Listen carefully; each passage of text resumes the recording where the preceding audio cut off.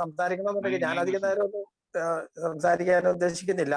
പിന്നെ ആർക്കെങ്കിലുമൊക്കെ താല്പര്യം ഉണ്ടെങ്കിൽ അവർക്ക് സംസാരിക്കാവുന്നതാണ്. അപ്പൊ ഇന്നത്തെ വിഷയം എന്ന് പറയുന്നത് ഈ പിന്നെ സെൽഫ് സെന്റേർഡ് ഈഗോ സെൻട്രിക് എന്ന് പറഞ്ഞാൽ സ്വാർത്ഥതയും അതുപോലെ തന്നെ അഹങ്കാരവും. അപ്പൊ ഇത് സാധാരണഗതിയിൽ എല്ലാവരും അവരുടെ കുട്ടിക്കാലത്തെ കുറിച്ച് പറയാറുണ്ട്. എനിക്ക് അങ്ങനെ ഒരു പ്രത്യേകിച്ചൊരു കുട്ടിക്കാലത്തെ കുറിച്ചൊന്നും പറയാനൊന്നുമില്ല. എന്തെങ്കിലും തരത്തില് വളരെ മോശമായ സാഹചര്യത്തിലോ ബുദ്ധിമുട്ടുകളിലോ അങ്ങനെയൊന്നും വളർന്നു വരുന്ന സാധാരണ ഒരു കുട്ടിയെ പോലെ തന്നെ ഞാനും വളർന്നു. ഒത്തിരി അംഗങ്ങളുള്ള ഒരു കുടുംബത്തിലാണ് വളർന്നത്. അതിനെക്കുറിച്ച് പ്രത്യേകിച്ചൊന്നും എനിക്ക് തോന്നിയിട്ടുമില്ല. ഏതെങ്കിലും പ്രത്യേകതയുള്ള ആളാണെന്നോ പ്രത്യേകതയുള്ള ഒരു കുട്ടിയാണെന്നോ ഒന്നും അങ്ങനെ തോന്നിയിട്ടുമില്ല. പക്ഷെ 16 വയസ്സുള്ളപ്പോൾ ഞാൻ 2 ഔൺസ് നാടൻ ചാരായം കുടിച്ചു. അതെന്തിനാ കുടിച്ചതെന്ന് ചോദിച്ചു കഴിഞ്ഞാൽ അങ്ങനെ നിർബന്ധിച്ചിട്ട് കുടിപ്പിച്ചതോ അല്ലെങ്കിൽ ദാഹിച്ചിട്ട് കുടിച്ചതോ ഒന്നും അല്ല. മദ്യത്തെ കുറിച്ച് എനിക്കൊരു വിധം അറിവുണ്ടായിരുന്നു. കാരണം എന്റെ അപ്പം കുടിക്കുന്ന ആളായതുകൊണ്ട്. അപ്പൊ ഞാനത് കുടിച്ചത് ബാക്കിയുള്ളവർ കുടിക്കുന്ന കണ്ടുകൊണ്ട് തന്നെയാണ് കുടിച്ചത്. കാരണം അത് ഈ മദ്യം വിൽക്കുന്ന കടകളുണ്ട്. തന്നെയല്ല എന്റെ അപ്പം കുടിക്കുന്നുണ്ട്. പലരും കുടിക്കുന്നത് ഞാൻ കാണുന്നുണ്ട്. ജോലിക്കാര് ക്ഷീണം മാറ്റാനാന്ന് പറഞ്ഞ് കുടിക്കുന്നുണ്ട്. അപ്പൊ അതുകൊണ്ട് തന്നെ അവര് കുറെ മദ്യം കൊണ്ടുവന്ന് കുടിച്ചപ്പോ എനിക്ക് ഇച്ചിരി വന്ന് ഞാനത് കുടിച്ചു. ഞാനത് കുറച്ച് തുപ്പിക്കളഞ്ഞു. പക്ഷെ എനിക്കത് വീണ്ടും കുടിക്കണമെന്ന് തോന്നി. അപ്പൊ എനിക്കത് വീണ്ടും കുടിക്കണമെന്ന് തോന്നിയപ്പോ വീണ്ടും ഞാൻ കുടിച്ചത് അങ്ങനെ വെറുതെ കുടിച്ചതല്ല, ആലോചിച്ചിട്ടാണ് കുടിച്ചത്. അപ്പൊ കാരണം ഞാൻ അന്നേരം ചില കാര്യങ്ങള് ഓർത്തു, അല്ലെങ്കിൽ ചില കാര്യങ്ങൾ ഞാൻ കണ്ടെത്തി, എന്നെ സംബന്ധിക്കുന്ന ചില കാര്യങ്ങൾ കണ്ടെത്തി. അതില് ഏറ്റവും പ്രധാനപ്പെട്ടത് ഞാൻ സമർത്ഥനും ബുദ്ധിമാനുമായ ഒരു ചെറുപ്പക്കാരനാണ് എന്നുള്ള ഒരു കാര്യമാണ് ഞാൻ മനസ്സിലാക്കിയത്. എന്ന് പറഞ്ഞാൽ എന്റെ അപ്പൻ വിവരമില്ലാത്ത ആളായതുകൊണ്ടാണ് അപ്പൻ അങ്ങനെ കുടിച്ചത്. എന്റെ അച്ഛന്റെ അനുജന്മാരും അതുപോലെ സമൂഹത്തിൽ വഴിയിലൊക്കെ കിടക്കുന്ന ആൾക്കാരും വഴക്കുണ്ടാക്കുന്നവരും ഒക്കെ ഉണ്ട്. അവര് തെമ്മാടികളാണ്. ഞാൻ അങ്ങനെയുള്ള ഒരാളല്ല. ഞാൻ അതിസമർത്ഥനും ബുദ്ധിമാനുമായ ഒരു സൽസ്വഭാവിയുമായ ഒരു ചെറുപ്പക്കാരനാണ്. അതുകൊണ്ട് ഞാൻ ഒരിക്കലും ഒരു മദ്യാസക്തനാകുകയില്ല. ഈ ഒരു കാരണം കൊണ്ട്, ഈ ഒരു ധാരണ മനസ്സിൽ വെച്ചുകൊണ്ടാണ് ഞാൻ വീണ്ടും രണ്ടാമത് കുടിച്ചത്. രണ്ടാമത് കുടിക്കണമെന്ന് എനിക്ക് തോന്നിയത് വീണ്ടും കുടിക്കാൻ പാകത്തിനുള്ള ഒരു അനുഭൂതി ആദ്യത്തെ കുടിയിൽ എനിക്ക് കിട്ടിയത് കൊണ്ടാണ്. പക്ഷേ അന്ന് 100 മില്ലി ചാരായത്തിന് ₹1.25 വില. 1973. ഒരുപക്ഷെ പ്രായം ചെന്ന ആളുകൾക്കറിയാം, അന്ന് അരിക്ക് ₹1 അല്ലെങ്കിൽ ₹1.10 ഒക്കെയാണ് അരിയുടെ വില. അപ്പൊ എന്റെ അപ്പനൊരു മദ്യാസക്തനായത് കാരണം വളരെ ദരിദ്രമായ ഒരു ഫാമിലിയാണ്. 5-8 മക്കളുണ്ട്.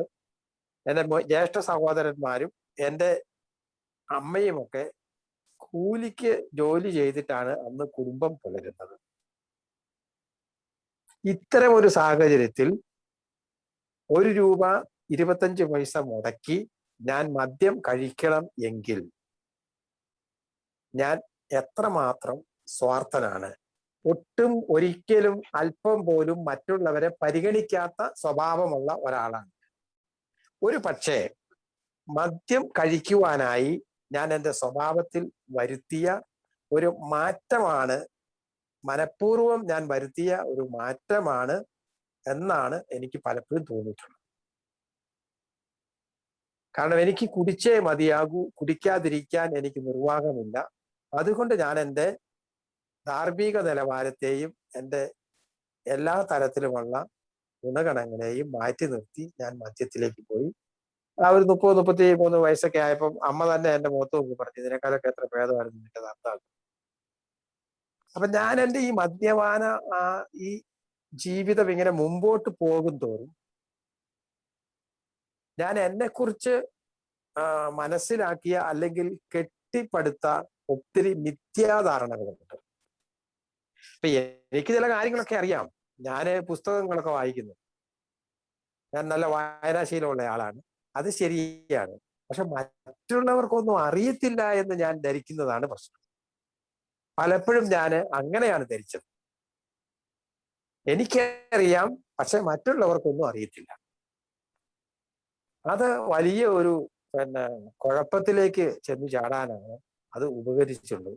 ഒരുപക്ഷെ ആൽക്കഹോളിക്സ് അനോണിമസിൽ വന്നതിന് ശേഷവും ഞാൻ ആൽക്കഹോളിക്സ് അനോണിമസിലൂടെ മദ്യത്തിൽ നിന്ന് മാറി നിൽക്കാൻ തുടങ്ങിയപ്പോൾ എനിക്ക് അനുഭവപ്പെട്ടത് അമേരിക്കയിൽ സായിപ്പന്മാര് കണ്ടുപിടിച്ച ഇതിന്റെ ടെക്നിക്ക് അല്ലെങ്കിൽ ഇതിന്റെ അന്തസത്ത എനിക്ക് മനസ്സിലായിരിക്കുന്നു, പക്ഷെ വേറുള്ളവർക്ക് ഇത് മനസ്സിലാകുന്നില്ല. ഞാൻ അതിസമർത്ഥനും ബുദ്ധിമാനുമായതുകൊണ്ട് എനിക്ക് ഈ കാര്യം ബോധ്യപ്പെട്ടു, എനിക്കിത് മനസ്സിലായി. പക്ഷേ മറ്റുള്ളവർക്ക് ആർക്കും ഇത് മനസ്സിലാകുന്നില്ല എന്ന ഒരു ധാരണയിലാണ് ഒരുപക്ഷെ ആദ്യകാലത്ത് കുറെ കാലം ഞാൻ ആൽക്കഹോളിക്സ് അനോണിമസിൽ തുടർന്നത്. പിന്നെ എല്ലാവർക്കും അറിയാം, ഇത് 1992 ഞാൻ AA വരുന്നത്. അന്ന് 10-30 ആളുകൾ മാത്രം ഉണ്ടായിരുന്ന ഒരു അവസ്ഥയിൽ നിന്ന് ഇന്ന് 300-ലധികം ഗ്രൂപ്പുകളും എത്രയോ അംഗങ്ങളും ആൽക്കഹോളിക്സ് അനോണിമസിലുണ്ട്. ഗ്രാമങ്ങളിലും എല്ലാ ഗ്രാമങ്ങളിലും മീറ്റിങ്ങുകൾ നടക്കുന്നു, ഒത്തിരി അംഗങ്ങൾ ഇതിനകത്തുണ്ട്. അപ്പൊ അന്ന് യഥാർത്ഥത്തിൽ എനിക്കായിരുന്നു കാര്യം മനസ്സിലാകാതെ പോയി. യഥാർത്ഥത്തില് മറ്റുള്ളവർക്ക് ഇതൊക്കെ മനസ്സിലായി, മറ്റുള്ളവർക്ക് അത് ബോധ്യപ്പെടുകയും അവരതനുസരിച്ച് സാവധാനത്തിൽ ആൽക്കഹോളിക്സ് അനോണിമസിന്റെ ജീവിത രീതി സ്വീകരിക്കുകയും ആൽക്കഹോളിക്സ് അനോണിമസിൽ നിലനിൽക്കുകയും ചെയ്യും. പക്ഷെ ആ ഘട്ടത്തില് എനിക്ക് മാത്രമാണ് ഇതൊക്കെ അറിയാവുന്നത്, മറ്റുള്ളവർക്ക് ഇതൊന്നും അറിയില്ല എന്ന ഒരു ധാരണയിലാണ് ഞാൻ കുറെ കാലം മുമ്പോട്ട് പോയി. ആൽക്കഹോളിക്സ് അനോണിമസിന്റെ 12 പടികളിലൂടെ ഉള്ള യാത്രയിൽ എനിക്ക് എന്നെ തന്നെ മനസ്സിലാക്കുവാനും, എന്തൊക്കെ പറഞ്ഞാലും ഞാൻ എന്തെല്ലാം കഴിവുകൾ എനിക്ക് ഉണ്ടെങ്കിലും ഞാൻ വിചാരിച്ചത്ര മിടുക്കനല്ല ഞാൻ. കാരണം ഞാൻ വിചാരിച്ചത്ര മിടുക്കനായിരുന്നെങ്കിൽ ഞാൻ രണ്ടാമത് കുടിച്ചപ്പോൾ ഞാൻ എൻ്റെ മനസ്സിൽ കണ്ട ചില കാര്യങ്ങൾ, ഞാൻ ഒരിക്കലും ഒരു മദ്യാസക്തനാകുകയില്ല, ഞാൻ നിത്യവും കുടിക്കുന്ന ഒരാളല്ല, കുടിക്കാനും എനിക്ക് സാധിക്കണം, കുടിക്കാതിരിക്കാനും എനിക്ക് സാധിക്കണം, എൻ്റെ ജീവിതത്തെ ഞാൻ നിയന്ത്രിക്കും. ഈ തരത്തിൽ ഞാൻ വീണ്ടും കുടിച്ചപ്പോൾ ഞാൻ എൻ്റെ മനസ്സിൽ സൂക്ഷിച്ച ഭാവനയിൽ കണ്ട കാര്യങ്ങൾ നടപ്പിൽ വരുത്താൻ എനിക്ക് സാധിച്ചില്ല. അതിന്റെ അർത്ഥം ഞാൻ വിചാരിച്ചതുപോലെ മിടുക്കനായ ഒരാളായിരുന്നില്ല ഞാൻ. എനിക്ക് എൻ്റെ ജീവിതം നിയന്ത്രിക്കാൻ സാധിച്ചില്ല. അതൊക്കെ ആ ഒരു കാര്യത്തില് ഞാനൊരു വട്ടപൂജ്യമാണ് ആയിരുന്നു. അതുകൊണ്ട് തന്നെയാണ് പൂർണ്ണ പരാജയം സമ്മതിക്കുകയും ആൽക്കഹോളിക്സ് അനോണിമസിൽ എത്തുകയും ആൽക്കഹോളിക്സ് അനോണിമസിന്റെ പടികൾ അനുസരിച്ച് ജീവിക്കുകയും ദിവസത്തിൽ ഒരിക്കൽ എന്ന തോതിൽ മദ്യത്തിൽ നിന്ന് മാറി നിൽക്കാൻ സാധിക്കുകയും ചെയ്യുന്നത്. അപ്പൊ ഞാൻ ഒരിക്കൽ കൂടി വീണ്ടും ഞാൻ ആവർത്തിച്ചു പറയുന്നു, ഒരു പക്ഷേ ഞാനൊരു സമർത്ഥനായിരിക്കാം, പക്ഷേ ഞാൻ വിചാരിച്ചത്ര സമർത്ഥനല്ല ഞാൻ. ഒരിക്കലും അങ്ങനെ ആയിരുന്നില്ല. ആ ഒരു ബോധ്യമാണ് എന്നെ മുമ്പോട്ട് കൊണ്ടുപോകുന്നത്. ഒരുപക്ഷെ തിരക്കേറിയ ഈ ലോകത്തില്, ഒട്ടും സ്ഥലവും സമയവും ലഭിക്കാത്ത ഈ ലോകത്തില് എനിക്ക് സ്വസ്ഥമായി നിൽക്കണമെങ്കിൽ ഞാനൊരല്പം ചെറുതാകേണ്ടതുണ്ട്. ഞാൻ എവിടെയായിരുന്നാലും മറ്റുള്ളവർക്ക് തടസ്സം നിൽക്കാതെ, മറ്റുള്ളവരുടെ സ്പേസ് നഷ്ടപ്പെടുത്താതെ ഞാൻ ഒരല്പം ചെറുതായാൽ മാത്രമേ എന്നെ സംബന്ധിച്ചിടത്തോളം എനിക്ക് അല്പം സ്വസ്ഥതയോടെ എവിടെയും ആയിരിക്കാൻ സാധിക്കുകയുള്ളൂ എന്ന് എനിക്കറിയാം. അത് ആൽക്കഹോളിക്സ് അനോണിമസിന്റെ ജീവിത രീതിയിൽ എനിക്ക് ലഭിച്ചുകൊണ്ടിരിക്കുന്ന ഒരു ഗുണമായിട്ടാണ് ഞാൻ അതിനെ കാണുന്നത്. അത് ദൈവത്തിന്റെ ഒരു അനുഗ്രഹമായി തന്നെയാണ് ഞാൻ ആ ഒരു ഭാവത്തെ, ആ ഒരു മാനസികമായ ആ ഒരു ഭാവത്തെ ഞാൻ കാണുന്നത്. എല്ലാവർക്കും നന്ദി പറഞ്ഞുകൊണ്ട് ഞാൻ എൻ്റെ വാക്കുകൾ ചുരുക്കുന്നു. Thank you Joseph sir, thank you very much. ഇനി ആർക്കെങ്കിലും പേഴ്സണൽ ഷെയറിങ്ങുകൾ ചെയ്യാൻ താല്പര്യമുണ്ടെങ്കിൽ ആർക്കെങ്കിലും ഹാൻഡ് റൈസ് ചെയ്യാവുന്നതാണ്. എന്തെങ്കിലും ഷെയർ ചെയ്യണമെന്ന് വിചാരിച്ച് ഇന്ന് കൂട്ടായ്മയിലോട്ട് കയറിയിട്ടുണ്ട് ആരെങ്കിലും ഉണ്ടെങ്കിൽ ഹാൻഡ് റൈസ് ചെയ്യാം. ഓക്കെ, എന്നാൽ ഞാൻ ഒരു 5 മിനിറ്റ് എടുക്കുകയാണ് നിങ്ങളുടെ ഭാഗത്തോടു കൂടി. മദ്യാസക്തനാണ്, ഈശ്വരാനുഗ്രഹത്താലും ആൽക്കഹോളിക്സ് അനോണിമസ് അത്ഭുത ഫെലോഷിപ്പിലായിരുന്നാലും ഇന്ന് കുടിച്ചിട്ടില്ല എൻ്റെ പേരാൻഡോ. എല്ലാവർക്കും നമസ്കാരം. ഇപ്പം ഇന്നത്തെ ഈ വിഷയത്തെ പറ്റി ആധികാരികമായിട്ട് പറയാനുള്ള പ്രാവീണ്യമോ പ്രബോധനമോ ഒന്നും എനിക്കില്ലെങ്കിലും ഇന്ന് ഈ വിഷയം എല്ലാവരും ഈ 3 പേരും എൻ്റെ മുമ്പ് സംസാരിച്ച 3 പേരും സംസാരിച്ചപ്പോൾ ഞാൻ എന്നിലൂടെ ഒന്ന് യാത്ര ചെയ്തു. അപ്പം എൻ്റെ എയിലെ തുടക്കകാലങ്ങളും ഒക്കെ ഒന്ന് യാത്ര ചെയ്തു. ശരിക്കും എല്ലാം തീർന്ന് എല്ലാം എല്ലാ രീതിയിലും ഒട്ടും അഹങ്കരിക്കാൻ ഒരു യോഗ്യതയും ഇല്ലാത്ത ഒരു രീതിയിൽ എൻ്റെ അവസ്ഥ ആയ പിന്നെയാണ് ഞാൻ ശരിക്കും എയിൽ വന്നത്. ആൽക്കഹോളിക്സ് അനോണിമസിൽ വന്നു. സംശയത്തോടെ തന്നെ ഈ ഫെലോഷിപ്പിനെ നോക്കി കണ്ടു. പക്ഷേ ഫെലോഷിപ്പിലൂടെ പയ്യെ പയ്യെ യാത്ര ചെയ്തപ്പോൾ കുടിക്കാണ്ടിരിക്കണ എങ്ങനെയാന്ന് ഉള്ള ആ ഒരു സംഭവം പിടുത്തം കിട്ടി. ഈശ്വര അനുഗ്രഹത്താല് കുടി ഈ എന്നിൽ നിന്ന് സാവധാനം എടുത്തു മാറ്റപ്പെട്ടു. ഇന്നിപ്പോൾ ചിന്തിച്ച് നോക്കുമ്പോൾ ഇന്ന് ഏകദേശമല്ല, കൃത്യമായിട്ട് പറഞ്ഞ 8 വർഷം 5 മാസവും 2 ദിവസമായിട്ട് കുടിച്ചിട്ടില്ല. പക്ഷെ എൻ്റെ ആദ്യത്തെ ആ കാലഘട്ടങ്ങളിലെല്ലാം കുടിക്ക് മുമ്പ് ആൽക്കഹോളിക്സ് അനോണിമസിൽ എത്തുന്നതിന് മുമ്പ് ശരിക്കും പറഞ്ഞാൽ എല്ലാ രീതിയിലും നാണം കെട്ട ഒരു ജീവിതം നയിക്കുമായിരുന്നു. പക്ഷെ ഈ കൂട്ടായ്മയിൽ വന്ന് പയ്യെ പിച്ച നടന്നു കഴിഞ്ഞപ്പോൾ ശരിക്കും ഈ അഹങ്കാരം വളരെ വളരെ കൂടുതലായിട്ട് എന്നെ ഭരിച്ചു തുടങ്ങി. അതിന്റെ ചെറിയ ഉദാഹരണങ്ങളൊക്കെ പറഞ്ഞാൽ ശരിക്കും പറഞ്ഞാൽ കാര്യം പറഞ്ഞാൽ ഒരു നിസ്സാര കാര്യമാണെങ്കിൽ പോലും ഞാൻ അതൊക്കെ വലിയ വലിയ കാര്യങ്ങളാക്കി. ഞാൻ എൻ്റെ ജോലി, എനിക്കുണ്ടായിരുന്ന ഒരു നല്ലൊരു ജോലി ഞാൻ കുടിക്കാൻ ആയിട്ട് ഞാൻ സൗദിയിലായിരുന്നു. കുടിക്കാനുള്ള ഉള്ള സാഹചര്യങ്ങൾ നാട്ടിലെ പോലെ കുടിക്കാനുള്ള സാഹചര്യം അവിടെ ഇല്ലാത്തതുകൊണ്ട് അത്യാവശ്യം കുഴപ്പമില്ലാത്തൊരു ജോലി, വലിയ ജോലി എന്നൊന്നും പറയണില്ല, എങ്കിലും അത്യാവശ്യം അന്നത്തെ കാലത്ത് 50-55,000 രൂപ സാലറി കിട്ടുന്ന ഒരു ജോലി ഞാൻ വിട്ടുകളഞ്ഞിട്ട് പോന്നു. അതിനുശേഷം ഞാൻ അന്ന് ഭാര്യയ്ക്ക് ജോലി ഉണ്ടായിരുന്നു. ഭാര്യയും സൗദിയിലായിരുന്നു. ഞാൻ വീണ്ടും സൗദിയിലോട്ട് തിരിച്ചുപോയി. ജോലിയൊന്നുമില്ല, ഭാര്യ ജോലി ചെയ്യുന്നു. ഞാൻ ഈ പറഞ്ഞ പോലെ ഭാര്യ ഡ്യൂട്ടി കഴിഞ്ഞിട്ട് വന്നിട്ട് പുള്ളിക്കാരത്തി തന്നെ പാചകങ്ങളൊക്കെ ചെയ്യണം. എൻ്റെ മനസ്സിലുള്ള വിചാരം, ഞാൻ ആൽക്കഹോളിക്സ് അനോണിമസിൽ അപ്പം ഞാൻ വന്നിട്ടൊരു ആൽക്കഹോളിക്സ് അനോണിമസ് വന്നിട്ടൊരു ഒരു വർഷം ആവുന്നേ ഉള്ളൂ. അപ്പം ഞാൻ ശരിക്കും എൻ്റെ അന്നത്തെ ഒരു വിചാരം എന്ന് വെച്ചാൽ അവളാണ് ഭാര്യ, സോ അവളാണ് കുക്ക് ചെയ്യേണ്ട ആള്, അവളാണ് പാചകം ചെയ്യേണ്ട ആള്, ഞാൻ അത് ചെയ്യേണ്ട ആവശ്യമില്ല എന്നൊക്കെയുള്ള ഒരു ചിന്താഗതി. അപ്പൊ പലപ്പോഴും പുള്ളിക്കാരത്തി ഡ്യൂട്ടി കഴിഞ്ഞ് വന്നിട്ട് കുക്ക് ചെയ്യണം. ഞാൻ സത്യം പറഞ്ഞാൽ ഒരു ഒരു സമയത്ത് പോലും ഹെൽപ്പ് ചെയ്യാൻ പോകാറില്ല. ഇങ്ങനെ ഒരിക്കലും ഇങ്ങനെ പുള്ളിക്കാരത്തി ഡ്യൂട്ടി ചെയ്ത് വന്ന് ഈ ദോശമാവ്, നമ്മുടെ നാട്ടിലെ ദോശമാവ് ഇങ്ങനെ മിക്സിയിൽ ഇങ്ങനെ അടിച്ചു വെക്കുക. അപ്പൊ അന്ന് പുറത്തുനിന്നും ഇൻസ്റ്റന്റ് ആയിട്ടുള്ള സാധനം ഒന്നും മേടിക്കില്ല, നമ്മളെല്ലാം വീട്ടിലുണ്ടാക്കുന്ന ഒരു ഇതാണ്. പുള്ളിക്കാരത്തി അതിങ്ങനെ അടിച്ചു വെച്ച് ഇങ്ങനെ ഓരോ ദോശമാവ് ഇങ്ങനെ ഉണ്ടാക്കിക്കൊണ്ടിരിക്കുകയാണ്. ഞാൻ അപ്പോൾ ഈ കമ്പ്യൂട്ടറുമായിട്ട് ഇങ്ങനെ ഇരിക്കുന്നു. ഞാൻ ഈ ലാപ്ടോപ്പ് എടുത്ത് ഈ മുറിയിൽ നിന്ന് ആ മുറിയിലോട്ട് പോകണ വഴിക്ക് പുള്ളിക്കാരത്തി കഷ്ടപ്പെട്ട് നൈറ്റ് ഡ്യൂട്ടി കഴിഞ്ഞിട്ട് വന്നിട്ട് 10 മണിയായിട്ടും കിടന്നിട്ടില്ല. പുള്ളിക്കാരത്തി രാവിലെ 10 മണിയായിട്ടും കിടന്നിട്ടില്ല, അത് ഉണ്ടായിക്കൊണ്ടിരിക്കും. അപ്പൊ ഞാൻ പോകണ വഴിക്ക് ആ സാധനം അങ്ങോട്ട് അവിടെ വെച്ചതിൻ്റെ അകത്തേക്ക് എൻ്റെ കാല് തട്ടി അത് മറിഞ്ഞുപോയി.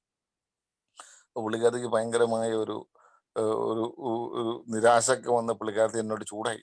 എവിടെ നോക്കിയാ നടക്കണം, ഞാൻ കഷ്ടപ്പെട്ട് അടിച്ചു വെച്ചാൽ ഡ്യൂട്ടി കഴിഞ്ഞിട്ട് വന്നിട്ട് ഉറങ്ങാണ്ട് അടിച്ചു വെച്ചാന്ന് പറഞ്ഞു. ഞാനപ്പോൾ പുള്ളിക്കാരത്തോട് പറഞ്ഞു, ഞാൻ എൻ്റെ നാടൻ ഭാഷയിൽ തന്നെ നമ്മൾ മാപ്പൂക്കായൊക്കെ കൂട്ടി പറഞ്ഞു, ദോശ എനിക്ക് വേണ്ടാന്ന് പറഞ്ഞു. പക്ഷെ നിങ്ങൾ പറഞ്ഞാൽ വിശ്വസിക്കുമെന്നറിയില്ല, 3.5 വർഷം ഞാൻ ദോശ കഴിച്ചിട്ടില്ല. അത് കഴിഞ്ഞ് 3.5 വർഷം അത് കഴിഞ്ഞ് ഞാൻ നാട്ടിൽ വന്നു. ഇപ്പൊ വീട്ടില് സംഭവം ഒന്നും അറിയില്ല, പക്ഷെ ദോശ എൻ്റെ വീട്ടിലുണ്ടാക്കി കഴിഞ്ഞിട്ടുണ്ടെങ്കിൽ ഞാൻ എൻ്റെ ഭാര്യയോട് പറയും, ദോശയാണോ, എനിക്ക് വേണ്ട. അപ്പൊ വീട്ടിൽ അമ്മ ചോദിക്കുക, അതെന്താണ്? അത് അവളോട് ചോദിക്കുമെന്ന് പറഞ്ഞിട്ട് ഞാൻ ചായ കുടിച്ചിട്ട് ഞാൻ എണീറ്റ് പോകുന്നു. അത് അങ്ങനെ ഞാൻ ചെയ്തുകൊണ്ടിരുന്നത്. സത്യം പറഞ്ഞാൽ ഇത് ഞാൻ എയിലായിരിക്കുമ്പോഴാണ് ഞാൻ ഇതൊക്കെ ചെയ്തത്. കാരണം ഒരു നിസ്സാര കാര്യത്തിന് വേണ്ടി 3.5 വർഷം ഒരു ദോശ പോലും കഴിക്കാൻ എന്നെ കൊണ്ട് സാധിച്ചിരുന്നില്ല. അത്രമാത്രം അഹങ്കാരം. ഞാൻ അവരുടെ ഭാഗത്ത് നിന്ന് ചിന്തിച്ചു കഴിഞ്ഞിട്ടുണ്ടെങ്കിൽ സത്യം പറഞ്ഞാൽ പുള്ളിക്കാരത്തിയുടെ കാല് തൊട്ട് വന്ദിക്കേണ്ടതാണ്. കാരണം ആ ഡ്യൂട്ടി കഴിഞ്ഞ് വന്ന് ഞാൻ ഒരു മീൻ വറക്കാൻ പോലും ഞാൻ പോയിട്ടില്ല. ഞാൻ ആ റൂമിലിരിക്കുന്നു, സിനിമ കാണുന്നു, അല്ലെങ്കിൽ ജോലിയില്ല, എന്തെങ്കിലും പരിപാടികളൊക്കെ കാണുന്നു, കിടന്നുറങ്ങുന്നു. അതല്ലാണ്ട് വേറെ പുള്ളിക്കാരത്തിനെ ഒരു പ്ലാവില മലർത്തി വെക്കുന്ന സഹായം ഞാൻ ചെയ്തിട്ടില്ല. ഞാൻ അവിടെ ഇരിക്കുന്നത്, ഇത് പല പ്രാവശ്യവും പല കാര്യങ്ങളിലും എൻ്റെ ജീവിതത്തിൽ സംഭവിച്ചിട്ടുണ്ട്. പല വ്യക്തികളോടും, നിസ്സാരമായ എന്നോടും മിണ്ടുന്നവരോടും എന്നോട് സഹകരിക്കുന്നവരോടും, അവരെല്ലാം എനിക്ക് നല്ല ആൾക്കാരാണ്. പക്ഷെ ആരെങ്കിലും എന്നോട് മിണ്ടാണ്ട് പോയോ, ഞാൻ അവനെ അഹങ്കാരി എന്ന് പറയും. ഞാൻ അവനെ പിന്നെ ശ്രദ്ധിക്കാറ് പോലുമില്ല. എൻ്റെ കൂടെ പഠിച്ച പല വ്യക്തികളും എൻ്റെ നാട്ടിലുള്ളവരാണെങ്കിലും ഇപ്പൊ എൻ്റെ അടുത്ത് ചിരിച്ചു കാണിച്ചില്ലെങ്കിൽ ഞാൻ അപ്പൊ തന്നെ പറയണം അവൻ അഹങ്കാരിയാണെന്ന് പറയും. പിന്നെ അദ്ദേഹത്തോട് എനിക്ക് മിണ്ടാൻ പോലും പറ്റില്ലാത്ത ഒരു സാഹചര്യം, ആ ഒരു പ്രത്യേക അവസ്ഥ. ഇത് തന്നെയാണ് എൻ്റെ വീട്ടിലും. എൻ്റെ ഫാദർ എൻ്റെ കുടിയുടെ കാലത്തിൽ എൻ്റെ ഫാദർ എന്നെ കുടിച്ചിട്ട് ചിലപ്പം ഞാൻ വഴി കിടന്ന് വണ്ടി കയറി മരിക്കണ്ടല്ലോ എന്ന് വിചാരിച്ച് എന്നെ ചിലപ്പോൾ പല സുഹൃത്തുക്കളും എന്നെ വീട്ടിൽ കൊണ്ട് വിടാറുണ്ട്, ഈ വീട്ടിൽ കയറ്റി വിടാറുണ്ട്. അപ്പൊ എൻ്റെ ഫാദർ ചിലപ്പം തെറ്റിദ്ധാരണ കൊണ്ട് അവരോട് പറയും, അദ്ദേഹം വിചാരിക്കുന്നത് ഞാൻ അവരുടെ കൂടെയാണ് കുടിച്ചതെന്ന് ഓർത്ത് ചിലപ്പോൾ അവരോട് പിന്നെ എവിടുന്ന കിട്ടിയ അല്ലെങ്കിൽ എങ്ങനെയൊക്കെ ഉണ്ടെന്ന് ചിലപ്പോഴും മോശമായിട്ട് പെരുമാറിയിട്ടുണ്ട്. ഇത് എനിക്ക് ഭയങ്കര ബുദ്ധിമുട്ടായതുകൊണ്ട് ഞാൻ എൻ്റെ അച്ഛനോട് വളരെ 1-2 വർഷമൊക്കെ ഞാൻ അദ്ദേഹത്തോട് മിണ്ടാണ്ടിരുന്നിട്ടുണ്ട്. കാരണം എൻ്റെ ഫ്രണ്ട്സിനെ ഇൻസൾട്ട് ചെയ്തതെന്ന് പറഞ്ഞു. പക്ഷേ ഇതൊക്കെ ഈ എയിൽ വന്ന് ഒരു 3-4 വർഷക്കാലത്തേക്ക് എൻ്റെ പ്രശ്നങ്ങളായിരുന്നു. അതായത് എൻ്റെ കുറവുകൾ അംഗീകരിക്കാണ്ട് മറ്റുള്ളവരിൽ കുറ്റം കാണുന്ന ഒരു ശീലം, അല്ലെങ്കിൽ ആ ഒരു രീതിയിലായിരുന്നു എൻ്റെ പല കാര്യങ്ങളും. പലപ്പോഴും എനിക്കൊന്നും സത്യം പറഞ്ഞാൽ സ്ഥിരമായ ശത്രുക്കൾ എനിക്കില്ല. ശത്രുക്കൾ എന്ന് പറഞ്ഞാൽ ഇവരോടൊന്നും ആരോടും എനിക്ക് വഴക്കില്ല. പക്ഷെ ഞാൻ എന്തുകൊണ്ടും അവരെയൊക്കെ വെറുക്കുന്നു. അതിന്റെ അർത്ഥം ഞാൻ എന്തോ വലിയവനാണ്, ഞാനൊരു വലിയ പുള്ളിയാണ്. കാരണം ഈ കുടിയും കൂടെ അങ്ങ് നിർത്തി കഴിഞ്ഞപ്പോഴത്തേക്കും അഹങ്കാരം വീണ്ടും വീണ്ടും കൂടി. കാരണം ഞാൻ ചിന്തിക്കണത് ഞാനിപ്പോൾ അനാവശ്യമായി പൈസ ചിലവാക്കുന്നില്ല. കാരണം ആ കുടിച്ചോണ്ടിരുന്നപ്പോൾ ഒരുപാട് പേര് എന്നെ ഒന്ന് ഉപദേശിച്ചിട്ടുണ്ട്, ഒരുപാട് പേര് എന്നെ ഒന്ന് ശകാരിച്ചിട്ടുണ്ട്, ഒരുപാട് പേര് എന്നെ ഗുണദോഷിച്ചിട്ടുണ്ട്. അപ്പം ഇതൊക്കെ കഴിഞ്ഞ് ഞാൻ കുടിയിൽ മാറി എയിലാണ്. വലിയ കുഴപ്പങ്ങളൊന്നുമില്ല. വീട്ടിലെ കാര്യങ്ങൾ നോക്കുന്നുണ്ടെന്ന് പറഞ്ഞപ്പോഴത്തേക്കും എൻ്റെ അഹങ്കാരം 10 ഇരട്ടിയായി. ഞാൻ പിന്നെ ഈ ഇന്ത്യൻ പ്രധാനമന്ത്രിനെക്കാളും വലിയ ആളായിട്ടാണ് ഞാൻ എൻ്റെ എൻ്റെ എൻ്റെ കാര്യങ്ങൾ ചെയ്യുന്നത്, എൻ്റെ വീട്ടിൽ നടക്കുന്നത്. അല്ലെങ്കിൽ ഞാൻ ഇഷ്ടപ്പെട്ട ഭക്ഷണമേ എൻ്റെ വീട്ടിൽ മേടിക്കാവുള്ളൂ. ഞാൻ ഇഷ്ടപ്പെടുന്നത് ഞാൻ മേടിച്ചുകൊണ്ട് വരുന്നത് എന്താണെങ്കിലും അവർക്ക് ഇഷ്ടമല്ലോ ഉണ്ടാക്കിക്കോണം. ഞാനൊക്കെ വൈകുന്നേരം ഈ വന്നു കഴിയുമ്പോഴത്തേക്ക് 10 മണി, ചിലപ്പോൾ ഈ ഏലായിരുന്നപ്പോഴും ഞാൻ വീട്ടിലൊരു 10 മണിക്ക് കയറുന്ന വ്യക്തിയാണ് രാത്രി. അപ്പൊ ഞാൻ വന്നു കഴിയുമ്പോൾ ചിലപ്പം എനിക്ക് ഇഷ്ടപ്പെട്ട കറി അല്ലെങ്കിൽ അപ്പൊ ഒരു കറി ഉണ്ടാക്കാൻ പറഞ്ഞാൽ ശരിക്കും പറഞ്ഞാൽ ഉണ്ടാക്കിക്കോണം. അങ്ങനെയുള്ള അത് ഭാര്യയാണെങ്കിലും അമ്മയാണെങ്കിലും അത് ഉണ്ടാക്കിക്കോണം, ഉണ്ടാക്കി തന്നിട്ടേ കിടക്കാവുള്ളൂ. അങ്ങനെയുള്ള ഓരോ ദുശാഠ്യങ്ങള്. പക്ഷെ അവസാന കാലം ഒരു 2-3 വർഷമൊക്കെ ആയപ്പോഴത്തേക്ക് മുമ്പ് തൊട്ട് ഞാൻ ഈ ഈ പ്രോഗ്രാം അതിനു മുമ്പ് പ്രാക്ടീസ് ചെയ്തെങ്കിലും പ്രോഗ്രാമിന്റെ പൂർണ്ണമായ അർത്ഥത്തിലൊന്നും ഒരിക്കലും എന്നെ കൊണ്ട് അന്നും സാധിച്ചിട്ടില്ല, ഇന്നും സാധിച്ചിട്ടില്ലെങ്കിലും പിന്നീട് ഈ പ്രോഗ്രാമിന്റെ ഉള്ളിൽ കുറേശ്ശെ കുറേശ്ശെ കയറിയപ്പോൾ പല വ്യക്തികളുടെയും, എൻ്റെ പഴമക്കാരായ എന്നെക്കാളും എനിക്ക് ശേഷം വന്ന ഒരുപാട് പുതുമക്കാരായ വ്യക്തികളുടെയും അവരുടെ ഷെയറിങ്ങുകളും ബിഗ് ബുക്കും സ്പോൺസറുടെ ഉപദേശങ്ങളും അങ്ങനെയൊക്കെയുള്ള ഓരോ കാര്യങ്ങളിൽ നിന്നുമുള്ള ഇൻപുട്ടുകൾ കിട്ടി കഴിഞ്ഞപ്പോൾ ഞാൻ പയ്യെ ഒതുങ്ങാൻ തുടങ്ങി. പൂർണ്ണമായൊന്നും ഇപ്പോഴൊന്നും ഒതുങ്ങിയിട്ടൊന്നുമില്ല എങ്കിൽ തന്നെയും ഈ പറഞ്ഞ ദോശയൊക്കെ ഞാൻ പയ്യെ കഴിക്കാൻ തുടങ്ങി. അല്ലെങ്കിൽ എൻ്റെ വീട്ടിൽ ഞാൻ മിണ്ടാണ്ടിരുന്ന എൻ്റെ അച്ഛനോട് ഞാൻ മിണ്ടാൻ തുടങ്ങി, അത് പുള്ളിയോട് സഹകരിക്കാൻ തുടങ്ങി, പുള്ളീനെ ഹെൽപ്പ് ചെയ്യാൻ തുടങ്ങി. അങ്ങനെയുള്ള ഓരോ വ്യക്തികളോടും ഞാനൊക്കെ പലപ്പോഴും അഹങ്കാരികളാന്ന് വിചാരിച്ചുകൊണ്ടിരുന്ന വ്യക്തികളൊക്കെ എന്നേക്കാളും അവരൊരു പ്രോഗ്രാമും ചെയ്തിട്ടില്ല, ഒരു ഏലും വന്നിട്ടില്ലെങ്കിലും അവരൊക്കെ വളരെ പൊളൈറ്റ്. ഞാനായിരുന്നു പ്രശ്നക്കാരൻ സത്യം പറഞ്ഞാല്. അവരുടെ ചിലപ്പോൾ എന്തെങ്കിലും ജീവിത സാഹചര്യം കൊണ്ട് എന്നോട് മിണ്ടാതെ പോയതായിരിക്കും. ഞാനപ്പോ തന്നെ അവനെ വലിയൊരു ശത്രുവാക്കി മാറ്റി കാറ്റഗറൈസ് ചെയ്യുകയാണ്. കാരണം അദ്ദേഹമായിട്ട് ഞാനൊരു മുൻവൈരാഗ്യമില്ല, ഒരു പ്രശ്നങ്ങളുമില്ല, ഒരുപക്ഷെ സംസാരിച്ചിട്ട് പോലും ഇല്ല. എങ്കിൽ തന്നെയും ഒരു പ്രാവശ്യം നമ്മ പുള്ളിക്ക് അവന്റെ എന്തെങ്കിലും കാരണം കൊണ്ട് അദ്ദേഹം മിണ്ടാണ്ട് പോയിട്ടുണ്ടെങ്കിൽ അയാൾ പിന്നെ എൻ്റെ മനസ്സിലെ ശത്രുവായി, അല്ലെങ്കിൽ അയാൾ വലിയ ആളായി പോയി. അങ്ങനെയുള്ള ഓരോ കാര്യങ്ങളായിരുന്നു. പിന്നെ ഇതുപോലെ തന്നെയാണ് ഇല്ലാത്ത പൊങ്ങച്ചം. ഇതിനു മുമ്പ് വിനോദേട്ടൻ പറഞ്ഞു, ഇല്ലാത്തത് കാണിക്കുന്ന ഒരവസ്ഥ. ഞാനൊക്കെ അതാണ് ശരിക്കും പറഞ്ഞാല് ഈ ആരോടും കൂടുതൽ ഒരു അഹങ്കാരിയായ ചെറുക്കൻ എന്നൊക്കെ എന്നെ കുറിച്ച് പറയാൻ പറ്റും. എനിക്ക് തന്നെ പറയാം. മറ്റുള്ളവർ എന്നെ കുറിച്ച് അങ്ങനെ പറയുന്നുണ്ടോ എന്ന് എനിക്കറിയില്ല. ഇപ്പൊ ചിന്തിച്ച് നോക്കുമ്പോൾ എന്റെയൊക്കെ ജീവിതത്തിൽ ഞാൻ കുടിമാറിയപ്പിനാണ് കൂടുതലും ഈ ഒരു അഹങ്കാരത്തിന്റെ അത് മുഖത്ത് തന്നെ കാണാം. കാരണം ഞാൻ ഇഷ്ടമല്ലാത്തവരോട് ഇഷ്ടമല്ലാത്ത രീതിയിൽ തന്നെ ഇടപെടാറുള്ളൂ. അവരോട് ഞാൻ ഒരു കാര്യത്തിനും എടുക്കാൻ പോകാറില്ല. അങ്ങനെയുള്ള ഒരു രീതിയായിരുന്നു. പക്ഷെ ഈ അവസാന കാലഘട്ടങ്ങളിലൊക്കെ ശരിക്കും പറഞ്ഞാല് ഒരുപാട് മാറ്റങ്ങൾ വന്നിട്ടുണ്ട്. വീട്ടിലാണെങ്കിലും ഇപ്പം ഞാനും ഈ പറഞ്ഞാൽ ഇപ്പം ഞാൻ അടുക്കളയിൽ കയറാറുണ്ട്. വൈഫിനെ അല്ലെങ്കിൽ അമ്മേനെയൊക്കെ സഹായിക്കാറുണ്ട്. വലിയ വലിയ സഹായങ്ങളൊന്നും അല്ല, അല്ലെങ്കിൽ അത്യാവശ്യം ചെറിയ സഹായങ്ങളെങ്കിലും ഒക്കെ ചെയ്യാനായിട്ട് ഉള്ള പക്വത വന്നിട്ടുണ്ട്. അതുപോലെ തന്നെ ആരോടും വഴക്കുകൾ വെക്കാണ്ടൊക്കെ മുന്നോട്ട് പോകാൻ സാധിക്കുന്നുണ്ട്. ശരിക്കും ഒരു ഈഗോ തന്നെയായിരുന്നു ഞാൻ അതിന്റെ വലിയ വലിയ ഒരാളാണെന്നുള്ള. സത്യം പറഞ്ഞാല് ഞാൻ ഇതിനു മുമ്പ് ഷെയർ ചെയ്തു, 20 രൂപ കൊടുത്ത് ഒരു പെഗ് കഴിച്ചിട്ട് രണ്ടാമത്തെ ഒരു പെഗ് കഴിക്കാനുള്ള 20 രൂപ ഇല്ലാത്തൊരവസ്ഥയിലാണ് ഞാൻ ആൽക്കഹോളിക്സ് അനോണിമസിൽ വന്നത്.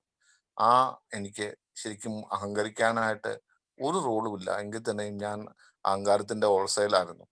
പക്ഷെ ഇന്ന് ചിന്തിച്ചു നോക്കുമ്പോൾ കുറച്ചുകൂടി എളിമയോടെ ചിന്തിക്കാനും ഈശ്വര വിശ്വാസം അല്ലെങ്കിൽ ദൈവത്തിന്റെ മുമ്പിലൊക്കെ ഇച്ചിരി എളിമയോടെ ആയിരിക്കാനും എനിക്ക് എന്തെങ്കിലും ഉണ്ടെങ്കിൽ, ഇപ്പൊ വിനോദേട്ടൻ പറഞ്ഞ പോലെ തന്നെ എനിക്ക് എന്തെങ്കിലും ഉണ്ടെങ്കിൽ അത് ഈശ്വരൻ തന്നതാണെന്നും അതിന് ഈശ്വരനോട് നന്ദി പറഞ്ഞ്, അല്ലെങ്കിൽ നാളെ എന്തെങ്കിലും സംഭവിച്ചാൽ അതും ഈശ്വരൻ അനുവദിച്ചാണെന്നും ഉള്ള ഒരു പക്വത, ഒരു മച്യൂരിറ്റി എന്നൊക്കെ പറയുന്ന പോലെ അതൊക്കെ ഏകദേശമൊക്കെ ഒന്ന് പറ്റിയിട്ടുണ്ട്. പക്ഷെ ഒരിക്കലും പൂർണ്ണാർത്ഥത്തിലൊന്നും പലപ്പോഴും പൊട്ടിത്തെറികളും അഹങ്കാരത്തിന്റെ ശബ്ദമൊക്കെ ആക്രോശങ്ങളൊക്കെ വൈഫിനോടൊക്കെ ഇപ്പോഴും കാണിക്കുന്നുണ്ടെങ്കിലും നല്ല നല്ല ഒരുപാട് മാറ്റമുണ്ട്. ഒരുപാട് മാറ്റം എന്ന് പറഞ്ഞാൽ പണ്ട് ഞാൻ 100 ആയിരുന്നെങ്കിൽ ഇന്ന് അതൊരു ഒരു ഒരു ഒരു ഒരു 60 ആയിട്ടുണ്ട് എന്ന് എനിക്ക് തീർച്ചയായിട്ടും പറയാൻ പറ്റും.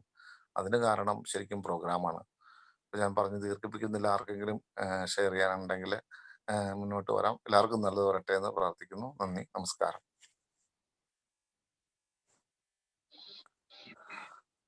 ആർക്കെങ്കിലും സംസാരിക്കാനുണ്ടെങ്കിൽ ഹാൻഡ് റൈസ് ചെയ്യാം.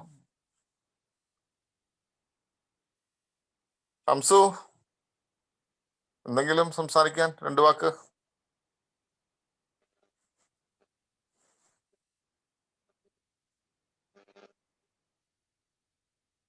ഷംസു പോയ? ഹലോ. ഹലോ ഷംസു, പറഞ്ഞോളൂ. ഞാനത് ആൻഡോ ഷെയർ ചെയ്യുന്നില്ല. കേട്ടോളാം, കേട്ടിരിക്കാനുണ്ട്. ഓക്കെ ഷംസു. ഹരിദാസേട്ടൻ അത്തോളി.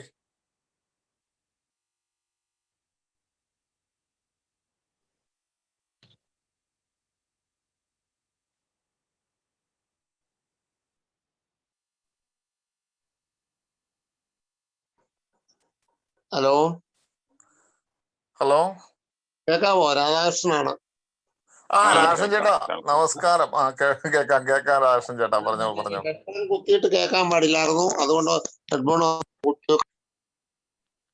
ഓക്കെ രാഷൻ ചേട്ടാ, കേക്കാം. പറഞ്ഞോളൂ.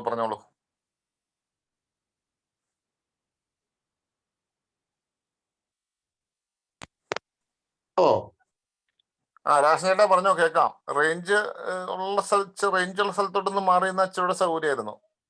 എനിക്കറിയാം രാത്രിയാണ്, ബുദ്ധിമുട്ടാണ്, സോറി. എങ്കിലും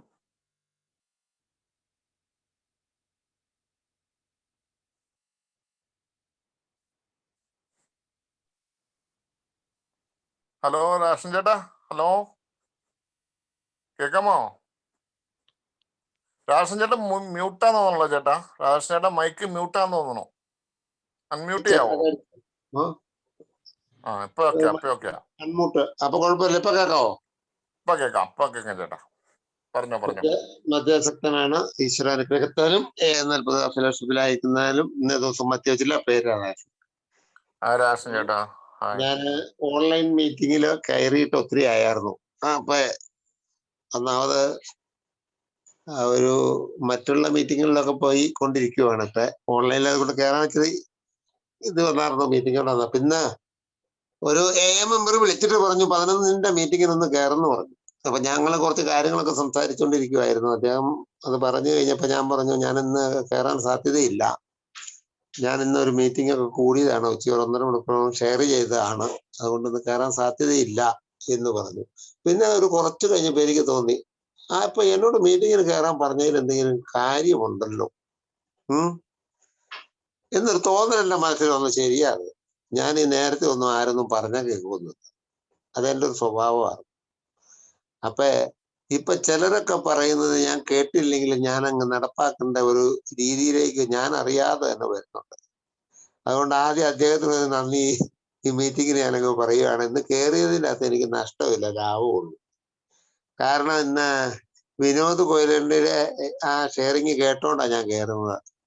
അപ്പൊ എന്റെ ലിങ്കില്ലായിരുന്നു, ഒരു ഷിബു അയച്ചു തന്നു, അതുകൊണ്ട് ലിങ്ക് കിട്ടിക്കയറി. അപ്പൊ അതിലൊരു ചെറിയ കാര്യം പറഞ്ഞു, ആ നാടക നടന്റെ കാര്യം ഒക്കെ പറഞ്ഞു. പല പ്രാവശ്യം നമ്മളിലത് ഉണ്ടായിട്ടുണ്ടെങ്കിൽ ഇന്ന് എനിക്ക് ഒരു 2-3 ദിവസങ്ങളായിട്ട് ഞാൻ ആ ഡയറക്ഷൻ നേരിട്ട് ഏറ്റെടുത്തുകൊണ്ട് ചില കാര്യങ്ങളിലേക്ക് നീങ്ങിക്കൊണ്ടിരിക്കുക. അപ്പൊ അതിങ്ങനെ അങ്ങ് പോയിക്കൊണ്ടിരുന്നപ്പോൾ അപ്പൊ അങ്ങനെ തന്നെ അങ്ങ് പോട്ടെ എന്നൊക്കെ വിചാരിച്ചുകൊണ്ട് ഇരുന്നപ്പോഴാണ് ഇന്ന് ആ ഡയറക്ഷൻ നമ്മള് റെസ്റ്റ് എടുക്കണ്ട. അത് കഴിഞ്ഞ കാലങ്ങളിലെ കഴിഞ്ഞ ആ 3-4 ദിവസങ്ങൾക്ക് മുമ്പ് നടത്തിത്തന്ന ആ ഡയറക്ടർക്ക് തന്നെ അതങ്ങ് വിട്ടുകൊടുക്കുവാണെങ്കിൽ നന്നായിരിക്കും. അത് ഞാൻ അങ്ങ് കൊണ്ടുപോയി അത് വഷളാവുന്ന ഇന്ന് എനിക്ക് ഒരു ഒരു ഇത് കിട്ടി. അപ്പൊ അത് ഇന്ന് ഈ മീറ്റിങ്ങിന് കയറിയതിന്റെ പേരിലാണ് കിട്ടിയത്. അത് എനിക്കൊരു വലിയ ഒരു നേട്ടമാണ്. അപ്പൊ ഞാനിത് പറയാൻ കാരണം എന്റെ കുറച്ച് പ്രശ്നങ്ങള് അത് സാരമില്ല, അത് ഞാൻ തന്നെ കൈകാര്യം ചെയ്യാമെന്ന് തോന്നിക്കൊണ്ട് നടക്കും തോറും രൂക്ഷമായിക്കൊണ്ടിരിക്കുവാണ്. അപ്പൊ ആ വിട്ടുകൊടുക്കുന്ന സറണ്ടർ ചെയ്യുന്ന ആ കാര്യമൊക്കെ ഇടയ്ക്ക് ഞാൻ അങ്ങോട്ട് ഒന്ന് ഉഴപ്പിയെന്ന് പറയാം. അപ്പൊ ഇന്നത്തെ ആ മീറ്റിങ്ങിന്റെ സബ്ജക്ട് തന്നെ എനിക്ക് ഇഷ്ടപ്പെട്ടതാണ്, സാർത്ഥതയും അഹങ്കാരവും ഒക്കെ.